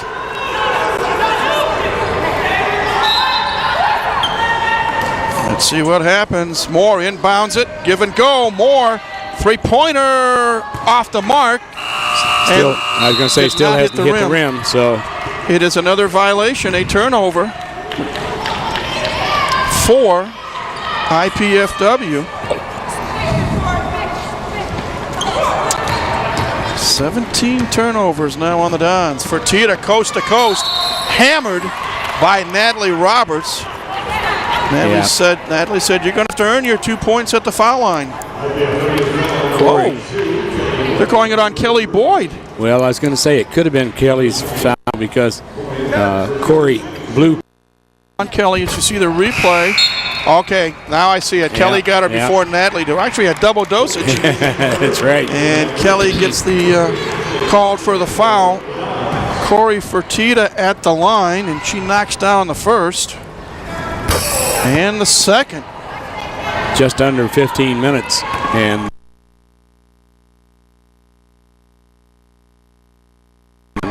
they're going to be in the 1-and-1 now on every foul. 45-41, the lead trimmed to 4. Ashley Johnson now on the floor. Has it go, pass go off hands. Dons get a break. As I thought the ball went off of AJ, but instead they said it went off of Walker of Radford. So Ashley Johnson will inbound it, 14 on the shot clock. Gets it to O'Connell. Doc, Dons look a little bit out of sync right now. Yeah, they can't get the anything fluid going in the offense. Boyd, 15-footer is perfect. That'll work. Kelly Boyd now with a half a dozen. Big bucket for the Dons. They increase the lead to 6. 47-41, nearly a steal. Yeah, good hustle by Hillary O'Connell. Kelly Darden been on the floor for the Highlanders. Earp inbounded to Walker. Earp, Walker. You also got Carter on the floor. Zone defense. Steal by the Dons. Here comes Jonna Lewis Carlisle. Pass intended from O'Connell to Johnson. Knocked out of bounds by Jeanette Walker. It'll be Mastodon basketball. Main thing right now for the Dons is to be patient on that offense. Even though there's not a lot of things there yet, be patient. It'll come. Got 30 seconds to get a shot off. You can utilize it. Back hard. And with that bad back, that's a tough tumble for Hillary. And although Corey Fertitta had a smile on her face, I think the Dons are going to remember that. Second foul on Fertitta, second foul of the second half on Radford. And Hillary is going to have a seat. I think replaced by Tina Moen. Tweaked that back that's been giving her some difficulties. I think it's going to fire up these Mastodons here. They lead by 6. Just under 13 and a half minutes to go. Ashley Johnson wants to wheel and deal. Stops, 14-footer, yeah. Second foul on Fertitta, second foul of the second half on Radford. And Hillary is going to have a seat. I think replaced by Tina Moen. Tweaked that back that's been giving her some difficulties. I think it's going to fire up these Mastodons here. They lead by 6. Just under 13 and a half minutes to go. Ashley Johnson wants to wheel and deal. Stops, 14-footer, yes!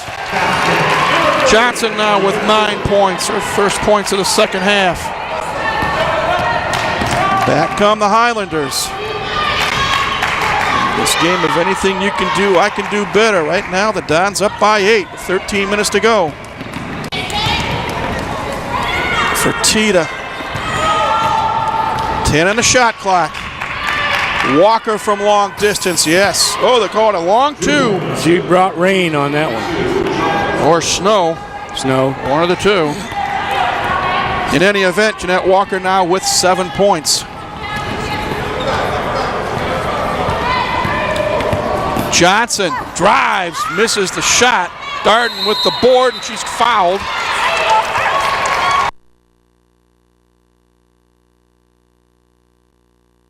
I think. Ahuna? Or is it knocked out of bounds?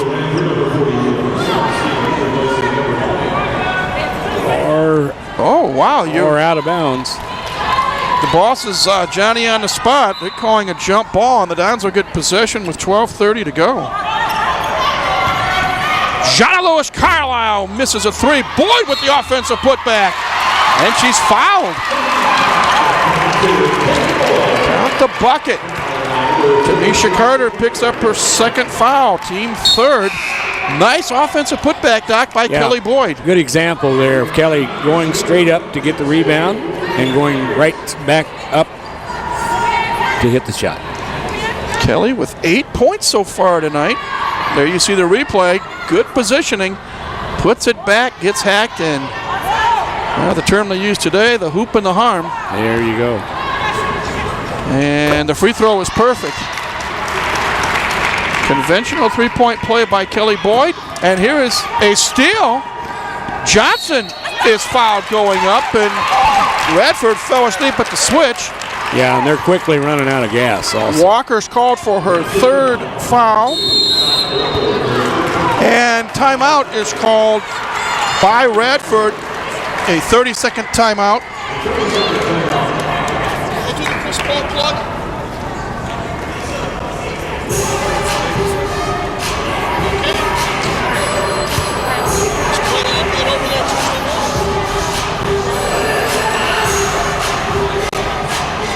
Timeout, as we said, called by Radford with 12:20 to go. Here you see the Highlanders in their huddle.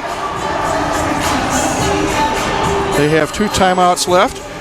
Want to invite you to keep up with IPFW women's basketball each week by tuning into the Chris Paul Show. It can be seen Thursdays at 10:30 p.m. and Saturdays at 12 noon here on College 56. Coach Paul is joined by yours truly, Mike Moss, and we'll review recent games. We'll talk with players and guests and preview upcoming action. Again, that's the Chris Paul Show. Look for it Thursdays at 10:30 and Saturdays at noon right here on College Cable Access, Channel 56. And there you see Chris. Ashley Johnson, the junior from Kokomo, at the stripe. She hit 1 free throw in the first half and knocks one down there. The Dons have shot free throws very well tonight. 7 out of 9 as a team. Make it 8 out of 10 as the second one goes down. AJ now with 11 points. And the lead is up to 11. 54-43. Don's on a bit of a run. Here comes Radford. Earp drives it in the trees, and she is fouled. She will shoot a pair. Julianne Huna is charged with her second foul. That's the 8th team foul on IPFW. Siobhan Earp at the line for the first time tonight. She is an 83% free throw shooter, and she knocks down the first one. And the Radford Highlanders have also shot free throws very well tonight. Make it 2 for 2. Earp now with 7 points, and the lead is trimmed to 9. 54-45 as we reach the 12-minute mark here in the second half. Ashley Johnson slows things down just a bit. Pass intended for Jenna Lewis Carlisle, knocked out of bounds, and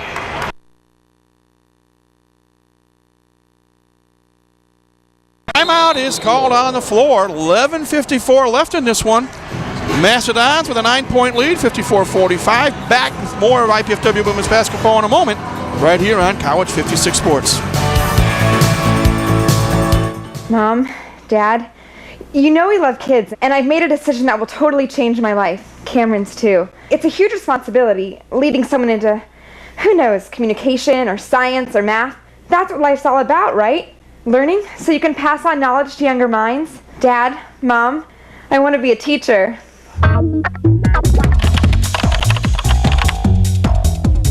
Indiana University, Purdue University, Fort Wayne. One university, 2 great names.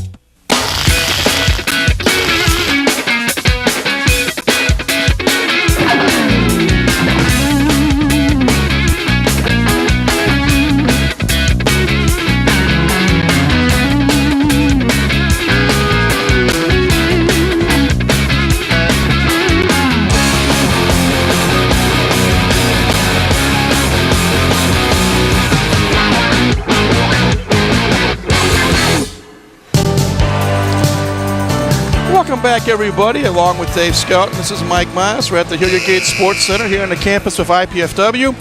Mastodons with a 54-45 lead over Radford University, the Highlanders, member of the Big South Conference. It will be IPFW basketball. Ashley Johnson inbounds it.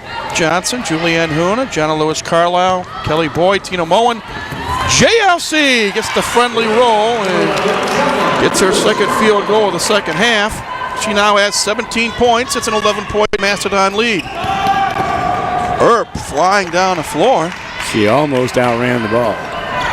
Rainbow three-point shot by Jeanette Walker is no good. Lewis Carlisle with the board. And the sophomore from Lexington, Kentucky brings it up.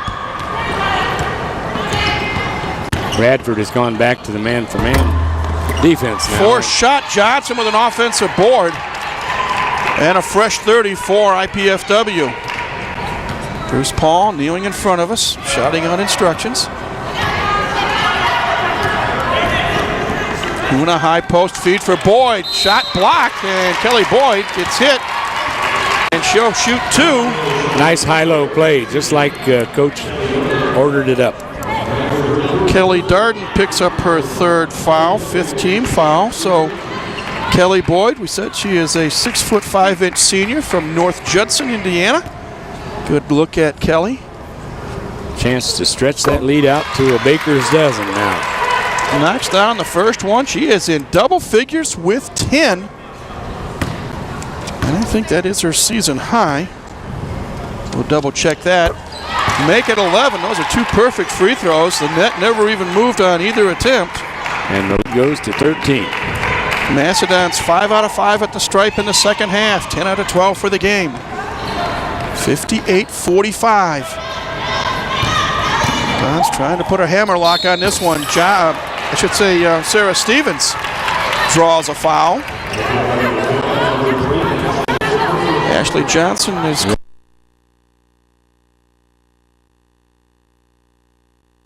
action. That is AJ's first. Her first one, okay. 9th team foul. The bad part is that everything's going to be everything is 2-shot the rest of the way, including this one, as Sarah Stevens was fouled in the act of shooting. There you see the replay of it. Sarah knocks down the free throw. She is 4 for 4 at the line. Yeah, both teams have shot the free throws very well tonight. Nan Moore in for Johnny Lewis Carlisle. JLC checks out with 17 points. 1 board, 1 assist. Second free throw for Stevens.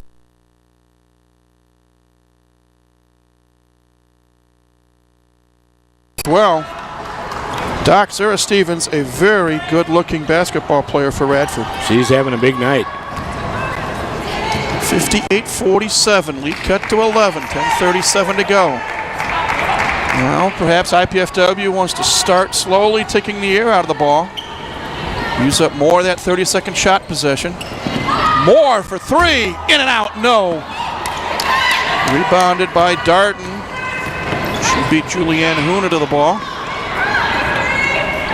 Pass intended for Stevens, knocked out of bounds, I believe, by Tina Moen. Corey Fertitta back on the floor, replacing Sarah Stevens. IPFW has picked up the intensity on the defense a good bit here, and it's really paying off for them. Pass knocked out of bounds. There you get another good look at Jerry Porter. Perplexed right now. Her Highlanders are down 11 with 10:14 to go. Darden misses the shot. Moore with the board. Here comes IPFW on the run. Lead pass from Moen, and Tina needed to be about 6'3". 7'3". 7'3". 18th turnover by the Dons tonight, so the ball goes back over to Radford with 10:05 to go. Again, full court pressure being put on by the Mastodons. Looking for a double team trap, forcing a turnover if they can. And they nearly caused one. Pass knocked out of bounds by Huna. Trapping defense been pretty effective for the Dons. We talked about Kelly Boyd.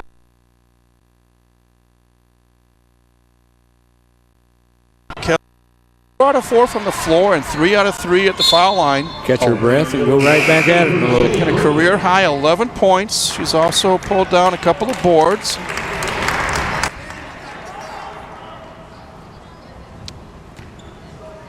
Jenny Green also back on the floor for the Dons. They have 10 on the shot clock now. AJ, Ashley Johnson, time to shake and bake. Nearly walked, feeds it off to Roberts, off the glass and in. Nice pass. Nice feed from Johnson to Roberts. Natalie Roberts now with 7 points. Oh, AJ reached in, tried to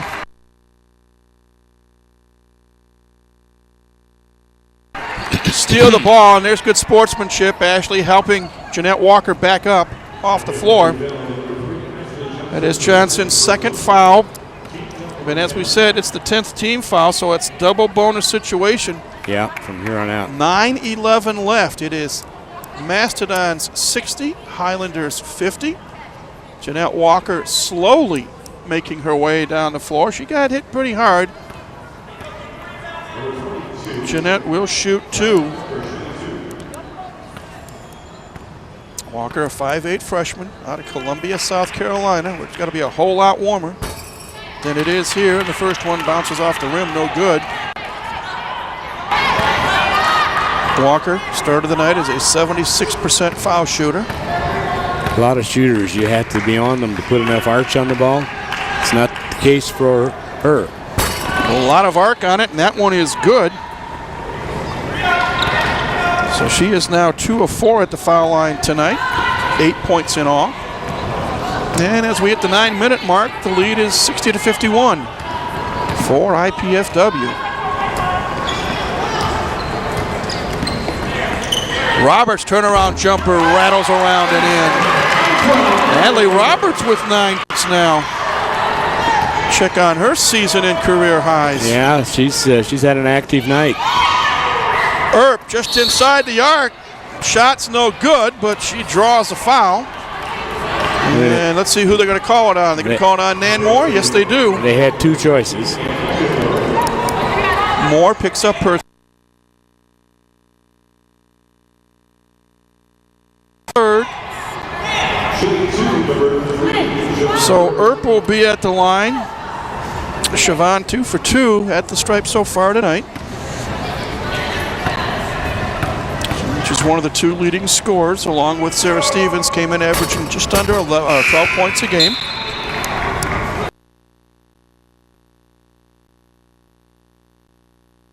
The friendly roll. Stevens is back in the lineup now for Darden. And at the next whistle, Jenna Lewis Carlisle will be back on the. Earp, second free throw up and in. As a team, Radford 15 out of 18. Both teams shooting well from the free throw line tonight. Pretty good shooting. 8:35 to go. It's Mastodon 62, Radford 53. Moen. JLC, high arcing shot, no good. Stevens with the rebound. She now has 3 boards. Playing a little high post action. Earp wants to work on Tina Moen. She launches one from Roanoke, almost Roanoke, Virginia. Yes, that's right. Her second tray. And the Dons just can't shake the Highlanders. And here's a turnover. Walker, 3-on-3. Serena White tries a 3, no good. Loose ball picked up by Nan Moore. And she just brings it right up the floor. Nice feed to Green. Jenny kicks it back out. JLC in the trees, misses, but gets the ball back, and she'll bring it out. Nice decision there by Jenna Lewis Carlisle. Moen tries to force a shot, and guess what? Traveling call. Yeah. We've got another timeout on the floor. 7:28 to go in this one. IPFW leads Radford 62-56. Back in a moment with more IPFW women's basketball right here on College 56 Sports. Pizza! Pizza! I must eat. Wait, what is this? Capsicum anum? Agaricus bisporus?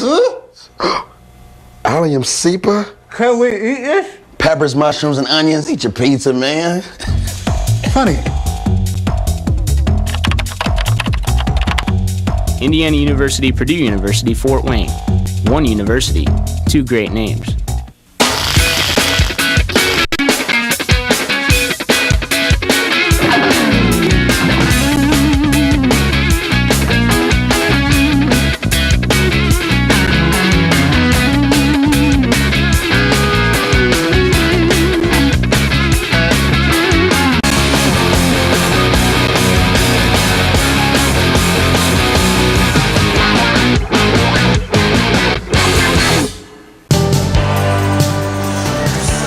welcome back, everybody, along with Dave Skelton. This is Mike Maas. 7:28 left here at the Hilliard Gate Sports Center. As you see, the IPFW Mastodons huddling around interim head coach Chris Paul.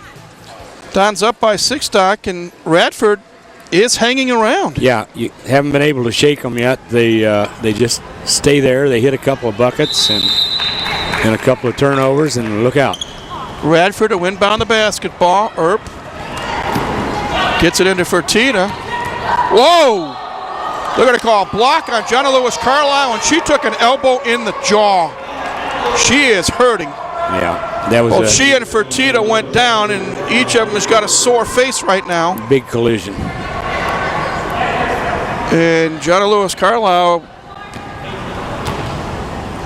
I'm not sure she knows where she's at. She got bounced. Truthfully, Ashley Johnson's going to come in for her. As you see the replay there, JLC will take a seat on the bench. Trainer Rich Riles will have a look at her. If she'd have been set, then the foul would have gone the other way. But I think the fact that both players were moving. And that is Jenna Lewis Carlisle's 3rd foul. Meanwhile,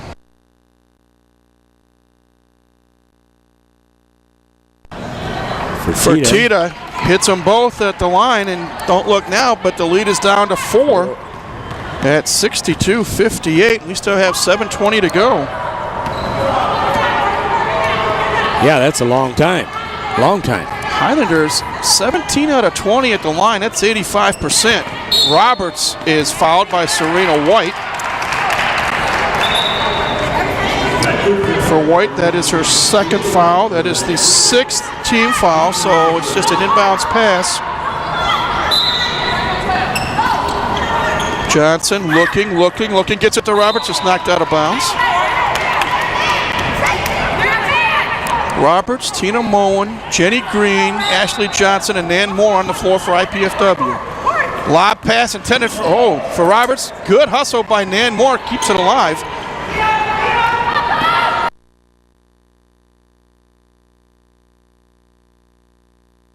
As Radford tries to work the defense. Moen misses a long shot. Fertitta with the board. Here come the Highlanders, 4-on-2.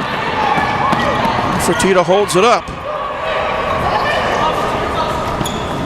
Working around the perimeter. IPFW. Hard to tell right now. Oh, give and go. Bank shot missed by Stevens. Putback is no good by, I believe it was Walker. Yeah. And she is fouled, and Moore picks up personal foul number 4. So 2 more free throws coming for Jeanette Walker. She is 2 out of 4. As you see the replay. And there it is. Left arm on left arm. First free throw is good. Doc, I am really impressed how well this Radford team is shooting their free throws. Oh, it's phenomenal. As a team, they came into this game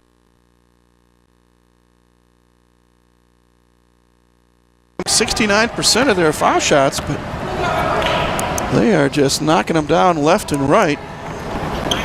That one misses. We put the hex on. Natalie Roberts with the board.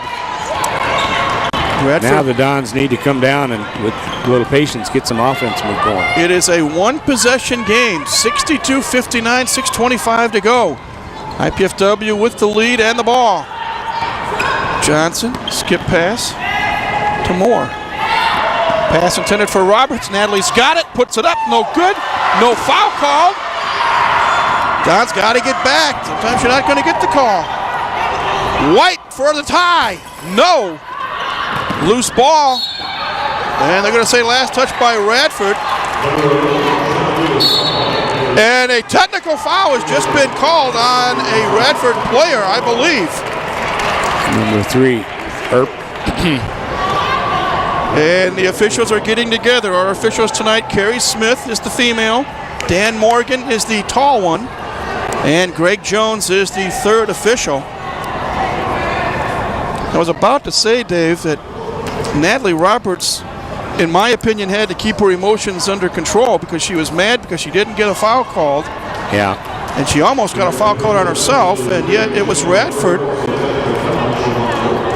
Okay, they're going to call a personal and a technical foul, and I believe both of them were on Siobhan Earp. So they'll shoot the technical first, I think.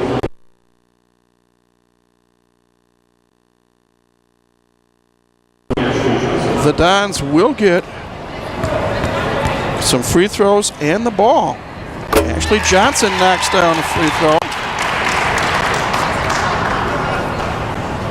It's interesting that in this situation, there is no official looking to see if she steps over the line. And the next one is good as well. So the two technical free throws are made by Ashley Johnson. Now I think they'll shoot a 1-and-1. And I would guess it would be Natalie Roberts going to the line, I think. Yeah, I think you're right.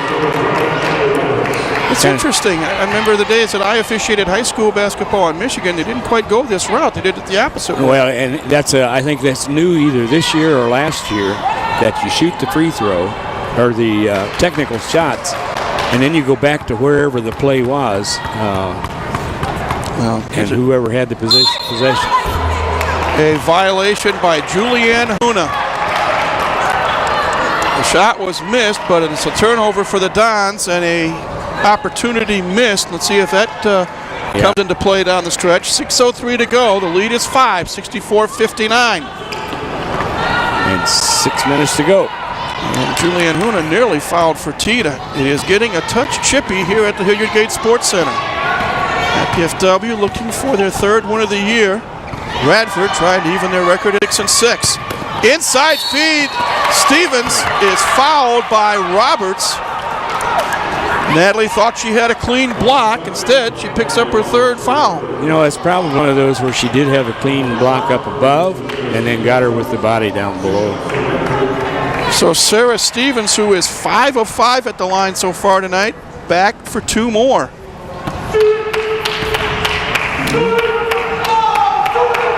Third free throw is good.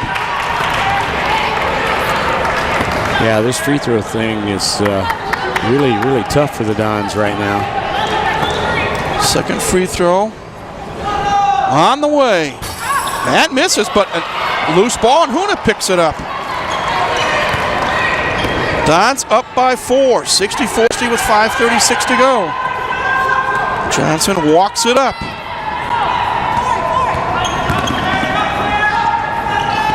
O'Connell back on the floor. That's good to see. So is Jenna Lewis Carlisle. Johnson baseline drive, forces a shot up, no. Earp, and a reach-in foul by Ashley Johnson. That is AJ's third. And you wonder if Chris is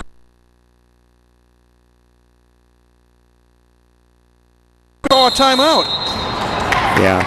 And on cue, you like to see them aggressive, but not to the point where you over aggressive and too many fouls. Chris Paul does call, I'm sorry, call a 30-second timeout with 5:20 to go. IPFW with 2 timeouts left, as does Radford. Each team with a full timeout and a 30-second timeout. There's one more immediate timeout to be called as well. So now's the time to get your instructions down pat to the players on the floor. Yeah, there's still a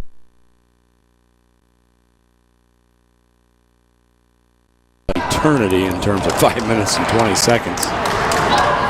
And the potential. Officially, the 10th team foul was called on IPFW with 9:11 to go. And again, you want to get the latest scores and highlights and what have you for regarding IPFW athletics, go to their website, ipfw.edu. Earp misses her first athletics. Siobhan Earp, you're right, she had made 4 in a row, misses the first one. Chance to again bring it to a 1-possession game, and she does. And she makes the second.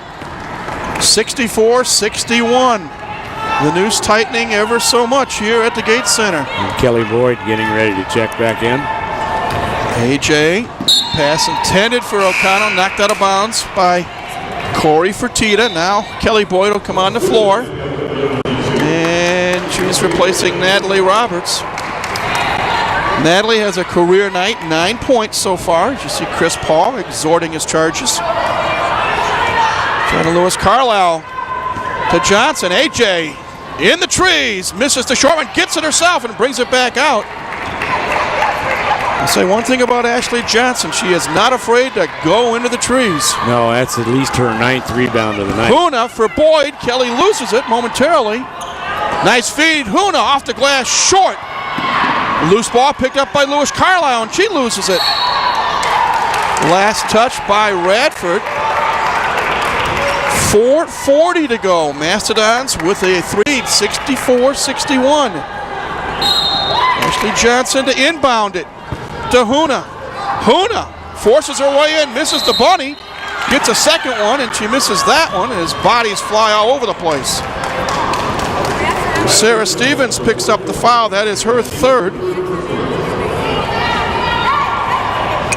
That is the 9th team foul on Radford. As you see, Julianne Huna misses the first one, gets it back, tries a second time, and is hacked on the arm. She hits her first free throw, so that's good to push that lead back up to 4, now maybe 5.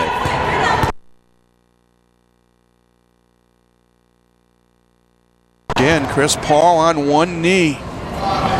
Second one perfect as well. 2 big free throws by the German, Julianne Huna from Halle, Germany. 4.5 minutes to go. Don's up by 5. Radford with the basketball. Be real nice to get a stop this time on the IPFW defense. Earp from long distance, no good. Johnson with the board. Ashley Johnson now with 8 rebounds tonight. 4:10 to go. Don's up 66-61. Chris Paul saying, clear out, clear out. Let AJ go one-on-one. Going to spread the court a little bit. Nice feed to Boyd, off the glass and in. Good feed from Ashley Johnson to Kelly Boyd. Boyd with a career-high 13 points. The lead up to 7 with 3:49 to go. Kelly's done a nice job of using that glass up there. Nice soft shot.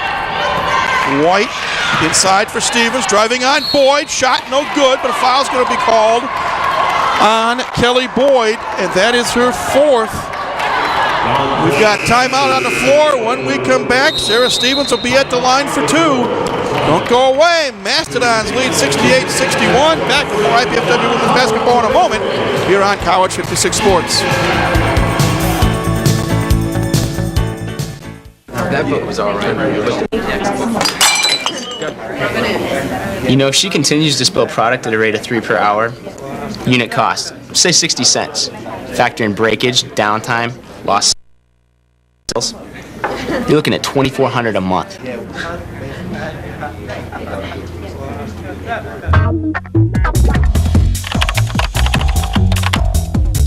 Indiana University, Purdue University, Fort Wayne. One university, 2 great names.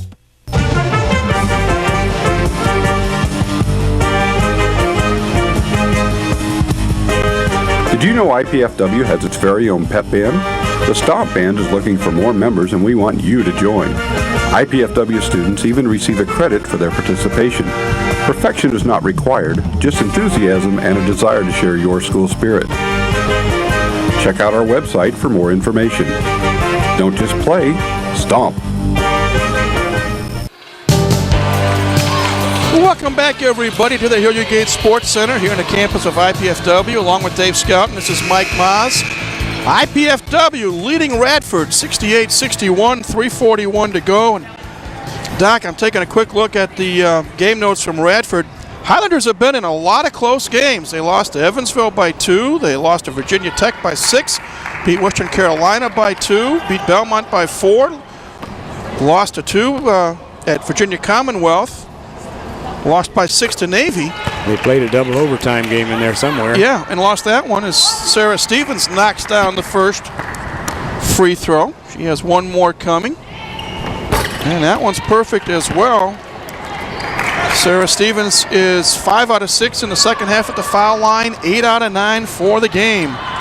58-63. IPFW up by 5 as we have now got 3:27 to go, and a foul going to be called on Jeanette Walker. That is her 4th. And that is team foul number 10. So both teams now in the double bonus. Ashley Johnson, who is 5 of 5, make it 6 of 6 as she knocks down the first one. AJ had 7 points in the first half as you see the reach-in foul. Make it 2 and more at the stripe for AJ. She now has 15 points, including 7 out of 7 at the foul line. The lead is 7 as Earp brings the ball up the floor quickly. 3:18 to go. Stevens driving on Boyd, trying to force that 5th foul. Shot is no good, but she gets another one. And let's see who they call the foul on. Maybe Hillary. It is. Sigh of relief by Chris Paul as Hillary O'Connell picks up her first foul, hoping it was not going to be called on Kelly Boyd. And Stevens, who just knocked down 2 a moment ago, is back at the stripe. She's got nice move, nice motion. Knocks down the first, 70-64. 3:14 to go. With both teams in the double bonus now. That one is missed, and Huna gets the board. We may have to call out for breakfast before this one's all over. Not a bad idea. Yeah, I shouldn't have mentioned food, should I? Ashley Johnson up over midcourt. 3 minutes to go. Dons by 6. Johnson watched by White. Tries to rub off a Boyd screen. 10 in the shot clock. Huna. Ball knocked away. Picked up by Jeanette Walker. Come the Highlanders. Lead pass for Stevens off the glass and in. Turnover hurt the Dons that time. Yeah, can't afford now to come up with any empty possessions. Got to get something out of every time down the floor. Stevens now with 21 points. That's a game high by anybody on the floor. 70-66. Johnson being watched, actually hounded by Serena White. Huna, long shot off the rim. No. Out of bounds, they say off O'Connell. It'll be Radford ball with 2:13 to go. One more bounce and we'd have had a bucket. Dons with full court pressure, trying to trap, force a turnover if they can. Now numbers for Radford. They get the ball over. Walker working around. Earp for 3. Yes. Siobhan Earp providing the outside power. That's her 3rd tray of the night. The lead is 1. Cut to 1, and Chris Paul says timeout. 30-second timeout with 1:49 to go. That last possession for Radford was interesting because Walker had that same shot, passed it up, got it back and took it. Join head coach Dane Fife on College 56 for Inside Dons Basketball with highlights and insights on the Mastodons from the coach and his guest. Here's truly Mike Moss, host the show. It's seen Tuesdays at 10:30, Thursdays at 7, Fridays at 6:30, and Saturdays at 12:30. Again, Inside Dons Basketball. Catch it right here on College Cable Access, Channel 56. And Doc Dane's got to be feeling good. Big win on the road Monday night at Indiana State. Same team that knocked off IU earlier in the year. Yep. Came back with a 92-90 overtime win over Longwood at the Coliseum 2 nights ago. And they're going to play Tri-State this coming Monday night at the Memorial Coliseum. Yeah, let's hope everybody gets out to see that game because those who came to the overtime game the other night really had an exciting ball game at the end. Here we go. Jonna Lewis Carlisle with the basketball. Dons up by 1, and she is fouled as she drives for the basket. The foul is by Walker, and that is number 5 for Jeanette Walker. She is gone with 1:39 to go. Big free throws coming up here. Very big free throws for Jonna Lewis Carlisle. You see the drive, but the foul was called before she went into the act of shooting. Chris Paul bringing Jenny Green onto the floor after this first free throw. First one is up, rolls around and out. Jonna Lewis Carlisle, 17 points. That leads the Dons. One more free throw coming. Green in, Huna out.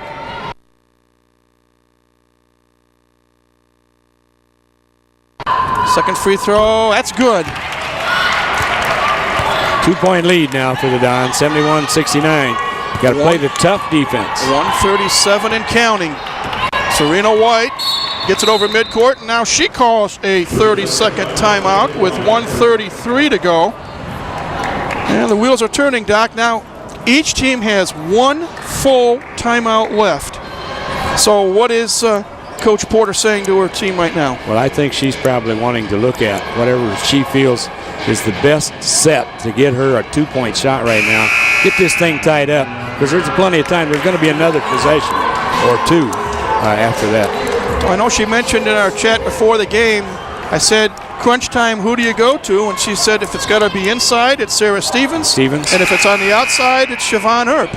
And Earp has knocked down a couple of trays here in the second half. Well, my guess would be as good a success as they've been having going inside that Stevens will see the ball on this possession. Here we go. Earp inbounding the basketball to Stevens. Now here is Carter out front. Oh, nice pick set up by Stevens. Now White. 1:20 to go. 10 on the shot clock. Stevens. She goes long distance. Off the rim. No. Fight for the rebound. Carter gets it. Highlanders with a fresh 30. 1:08 to go. Dons lead by 2. Earp watched by Johnson. They clear it out. Fertitta for 3 and the lead. No, it is out of bounds. IPFW ball, 57 points. 8 seconds left. Radford full court pressure. Kelly Boyd inbound it to AJ.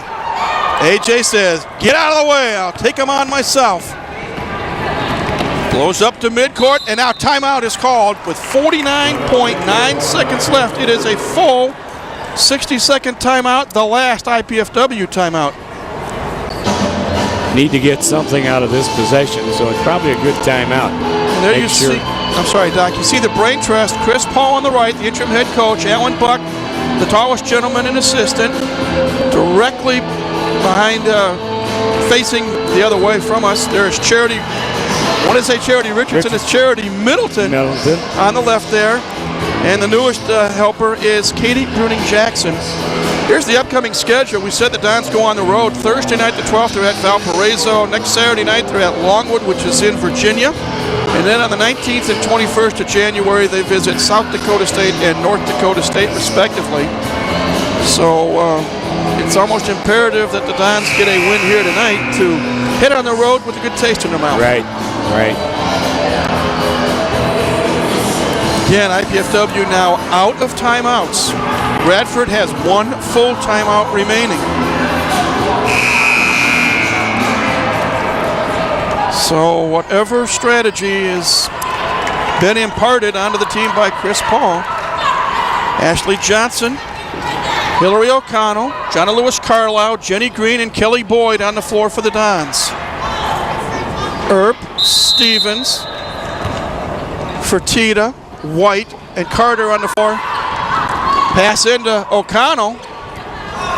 Hillary did a nice job of getting that ball and controlling it and not losing it. JLC stops, pops, no! Rebounded by Johnson. Oh, they say they traveled on the baseline. That old dreaded travel call. 23rd turnover, 38.9 seconds to go. Radford with a chance to tie or take the lead. It's 71-65, or 71.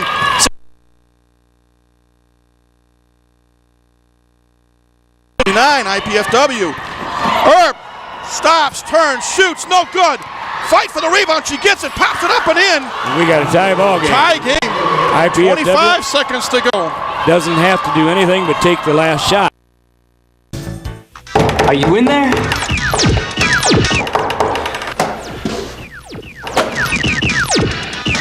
What's up? The show's at 7.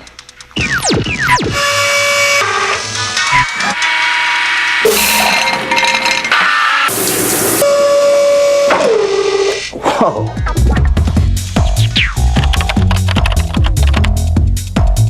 Indiana University, Purdue University, Fort Wayne. One university, two great names.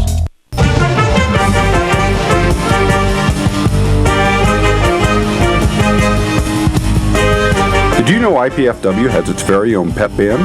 The Stomp Band is looking for more members and we want you to join. IPFW students even receive a credit for their participation. Perfection is not required, just enthusiasm and a desire to share your school spirit. Check out our website for more information. Don't just play, stomp. Mom, Dad, you know we love kids, and I've made a decision that will totally change my life. Cameron's too. It's a huge responsibility, leading someone into, who knows, communication or science or math. That's what life's all about, right? Learning so you can pass on knowledge to younger minds. Dad, Mom, I want to be a teacher.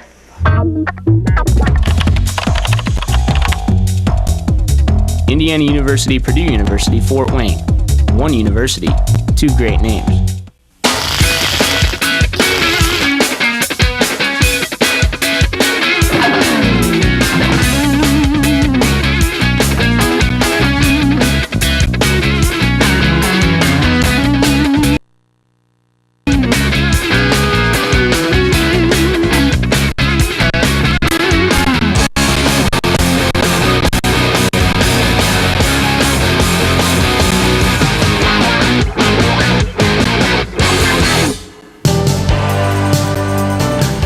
Bonus basketball here.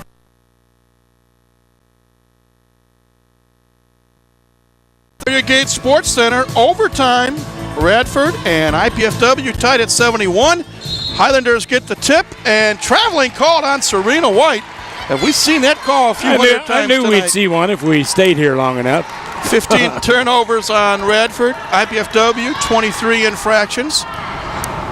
Ashley Johnson, Hillary O'Connell, Kelly Boyd, John Lewis Carlisle, Jenny Green on the floor for Chris Paul's squad.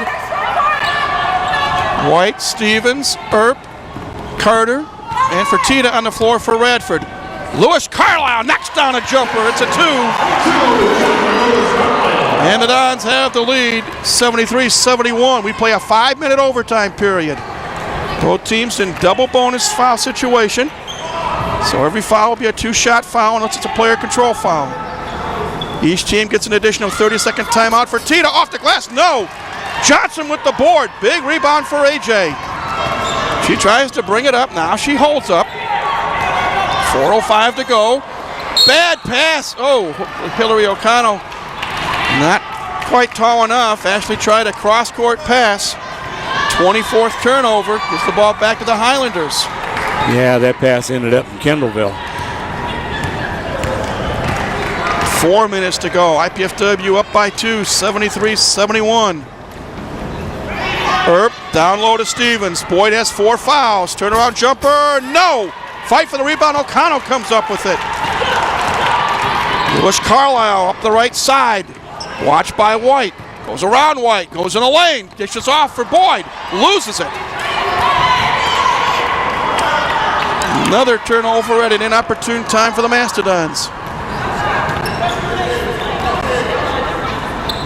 Fertitta watched by Green, lob pass into Stevens. Kicks it out, White for 3, off the rim, no, rebound by O'Connell.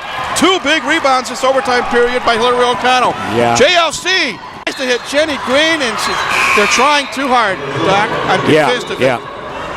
They just need to take a breath and relax. Natalie Roberts on the floor for Kelly Boyd. And a timeout called. It's a 30 becomes 60. It's like the first media timeout of the second half almost. 3:15 to go in overtime. These two teams, it was IPFW up at halftime 40-31. They led 71-69 until with just a few seconds to go, Siobhan Earp banked one in off the glass to tie the game at 71. And that's how regulation ended.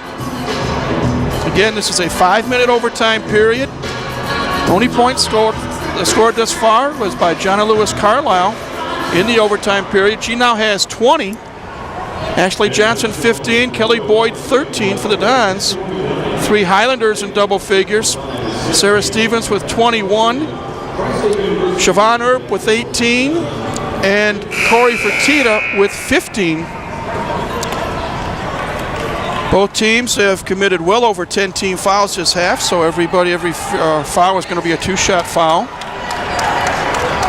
Kelly Boyd, who's now on the bench, has 4 fouls, as does Nan Moore for IPFW. Jeanette Walker has fouled out. Sarah Stevens has 3 fouls, as does Kelly Darden, but Darden's not on the floor at the moment. So here we go. Highlanders with the basketball, moving from left to right on your TV screen. Carter. Nice play. Jenny Green stepped in the lane and picked off the pass. Yeah, good anticipation. Chris Paul saying spread it out. Johnny Lewis Carlisle going to be watched by Earp. Stops, pops, yes! JLC with another field goal. She now has 22. The lead is 4, 75-71. 2:41 to go. An IPFW fan, you're looking for some D. Earp shakes, bakes, in the lane, shot up and in, and she draws the foul. Oh my, oh my. You talk about a bounce. Oh, they're going to call a foul on Roberts. I thought it was on Johnny Lewis Carlisle. Perhaps a break for the Dons. Yeah. In any event, as it's her 4th, Earp trying to complete a 3-point play. No! Roberts with the board. Dons by 2, 75-73, 2:27 to go. Fortunately, Radford's free throw shooting has dropped off a bit. AJ in the trees, kicks it out to Roberts. Natalie in the lane. She's in the lane, and it's now 3 seconds. She's in the lane, and she's in the lane. Perhaps a situation there where court awareness, Natalie may not have realized where on the floor she was, but she actually had a chance to turn around and take a shot. 2:09 to go. Highlanders with the ball, trailing by 2, 75-73. Carter kicks it out. Inside feed to Stevens, driving on Roberts.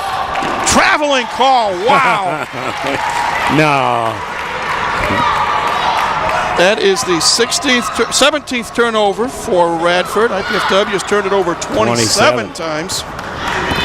IPFW needs to keep that right at 27. AJ being hounded and now fouled by Tamisha Carter. That is her 3rd. And Ashley Johnson will go to the line to shoot 2. AJ is 7 out of 7 tonight. As a team, the Dons 17 out of 20. Highlanders 23 out of 31. And you're right, Dave, they have really cooled off. At one point, I think you said they were 18 out of 20 or 18 out of 21. Yeah. And we jinxed AJ. She misses the first. She'll have a second. Chance to make it a 3-point game, and she does. She now has 16 points, 76-73 with 1:45 to go. Serena White being watched by Johnny Lewis Carlisle.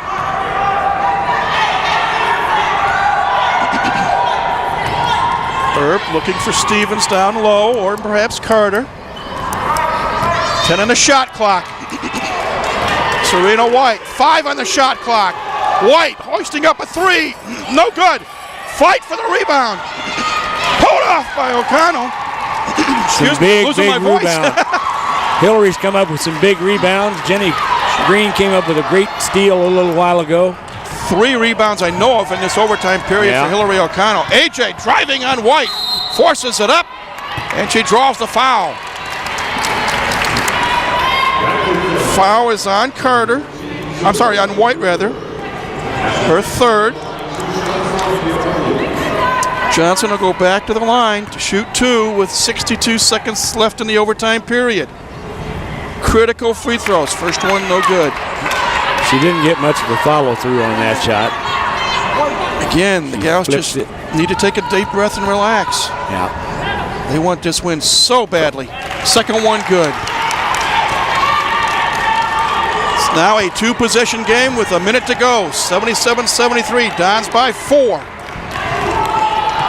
Siobhan Earp with the basketball. She will drive on Johnny Lewis Carlisle. Inside feed for Stevens. Shot off the glass and in.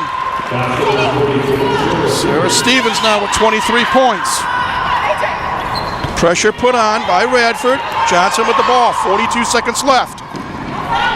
Again, women's basketball, they don't have to get it over midcourt in 10 seconds. They've got 30 seconds to get a shot off. And Radford doesn't want a foul now. There you go. AJ gets it to O'Connell, and she travels. 30.1 seconds left. Ball goes over to Radford. Now they can play that clock down. Radford has, I'm sorry, go ahead. I don't know whether they can afford to play it down or not, though, because they don't have the go-to shooter.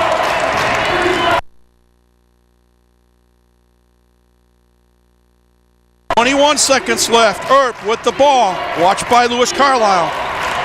17, 16, 15. Carter driving off the glass and in.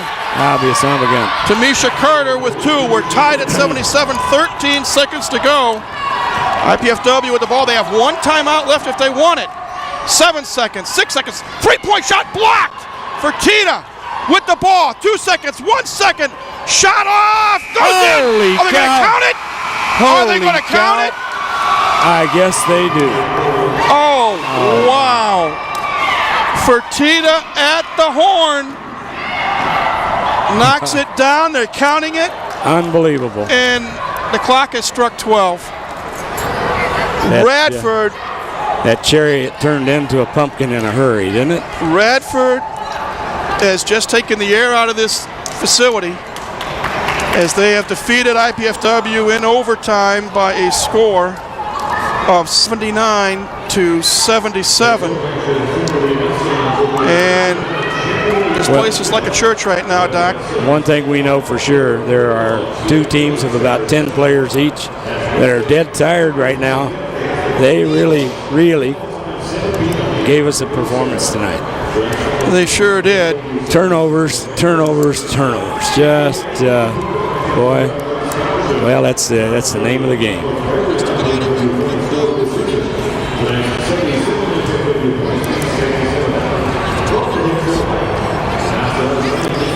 Let's take a look at some of the numbers here. Again, this crowd is now filing out, shell-shocked with that last-second buzzer beater for the victorious Radford Highlanders, who even their record at 6-6 on the year.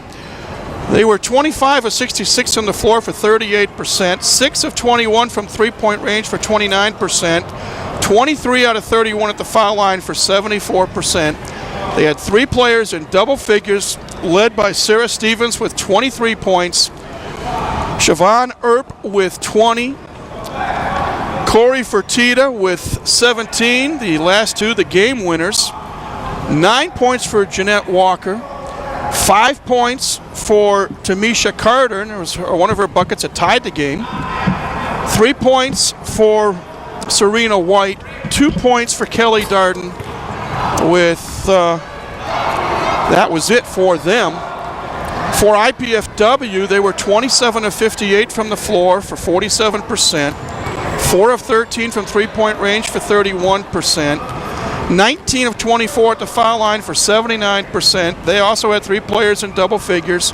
Jonna Lewis Carlisle, 4th game in a row over 20 points. He had 22 points. 17 points for Ashley Johnson, 13 points, a career high for Kelly Boyd, 9 points for Natalie Roberts, 6 points for Julianne Huna, 4 points apiece for Nan Moore and Tina Moen, 2 points from Hillary O'Connell, with Jenny Green, Starla Williams playing but not scoring. Rebounding favored IPFW 46-32. Ashley Johnson had 11 to lead the Mastodons. Fertitta with 11 led Radford. Briefly, let's see, assists, 15 for IPFW, 11 for Radford. There we go. Thank you, Bernie. If I look at the monitor, I'd see it. Turnovers played an important part tonight, Doc. Yeah. Radford turned it over 17 times, and IPFW 28. And as well as IPFW shot the ball, which was about 47%. If they'd have had 4 less turnovers, they'd have had 2 more buckets. But ifs and ifs are candy and buts. And all that stuff. Points in the paint, 26-20 in favor of Radford. Second chance points, 13 to 9 in favor of IPFW. 4 blocks by Radford, 3 blocks by IPFW. It's just a shame the Dons played so hard, but they fell short, and I think everyone is still just stunned here by that shot. Again, IPFW thought they might have the last shot by Johnny Lewis Carlisle, but it was partially blocked, and just enough time. Give Radford enough time to bring it up the floor, and give credit to Corey Fertitta. She knocked it home, and they counted it. Again, your leading scorers: Stevens 23, Earp 20, Fertitta 15 for Radford, Johnny Lewis Carlisle 22, Ashley Johnson 17, and again on the plus side, Kelly Boyd a career high 13 points tonight, 5 of 5 from the floor, 3 of 3 from the line. Natalie Roberts a career high 9 points on 4 of 6 on the floor, and 1 out of 2 at the foul line. Yeah. So some positives to come out of this game. Again, with the win, Radford improves to 6-6. IPFW drops to 2-11, and now they go on the road, Doc. 4 games. We mentioned it earlier. Next Thursday night they'll be at Valparaiso to take on the Crusaders. And then after that, Valpo has a very good team, by the way. Valpo played here in Fort Wayne at the Coliseum back on December the 11th. Gave Purdue all they wanted over at the Coliseum. Lost 58-50 to Purdue. Lost 58-50 to Notre Dame, which is also ranked. So it'll be a tough go there. Then they are going to play, and the two Dakotas. Before that, they're going to play Valpo. Then they're going to play at Longwood University, which is in Farmville, Virginia. Yeah. And then they're going to play at South Dakota State, North Dakota State. I want to remind you, men's volleyball comes your way 1 week from tonight, Saturday, January 21st. The Volleydons, Arnie Ball's 26th year. They actually start the season next weekend with a couple of matches, but we'll be on the air on Saturday, January 21st at 7 o'clock when Cal State Northridge will be here. And Arnie Ball is looking forward to an exciting season, Doc. We got a kid from University of Findlay who, of course, Findlay dropped their volleyball program, C.J. Macias. He is one you want to watch. Again, there is the women's basketball upcoming schedule, 4 games on the road. January 12th at Valpo, January 14th at Longwood, January 19th at South Dakota State, January 21st at North Dakota State, before they come home on January 25th, is it? The 25th, Wednesday night the 25th. Butler. To take on Butler. I want to remind you, you can see a replay of tonight's game with Radford Saturday, January 14th. That's 1 week from tonight at 7 o'clock. A replay of this game.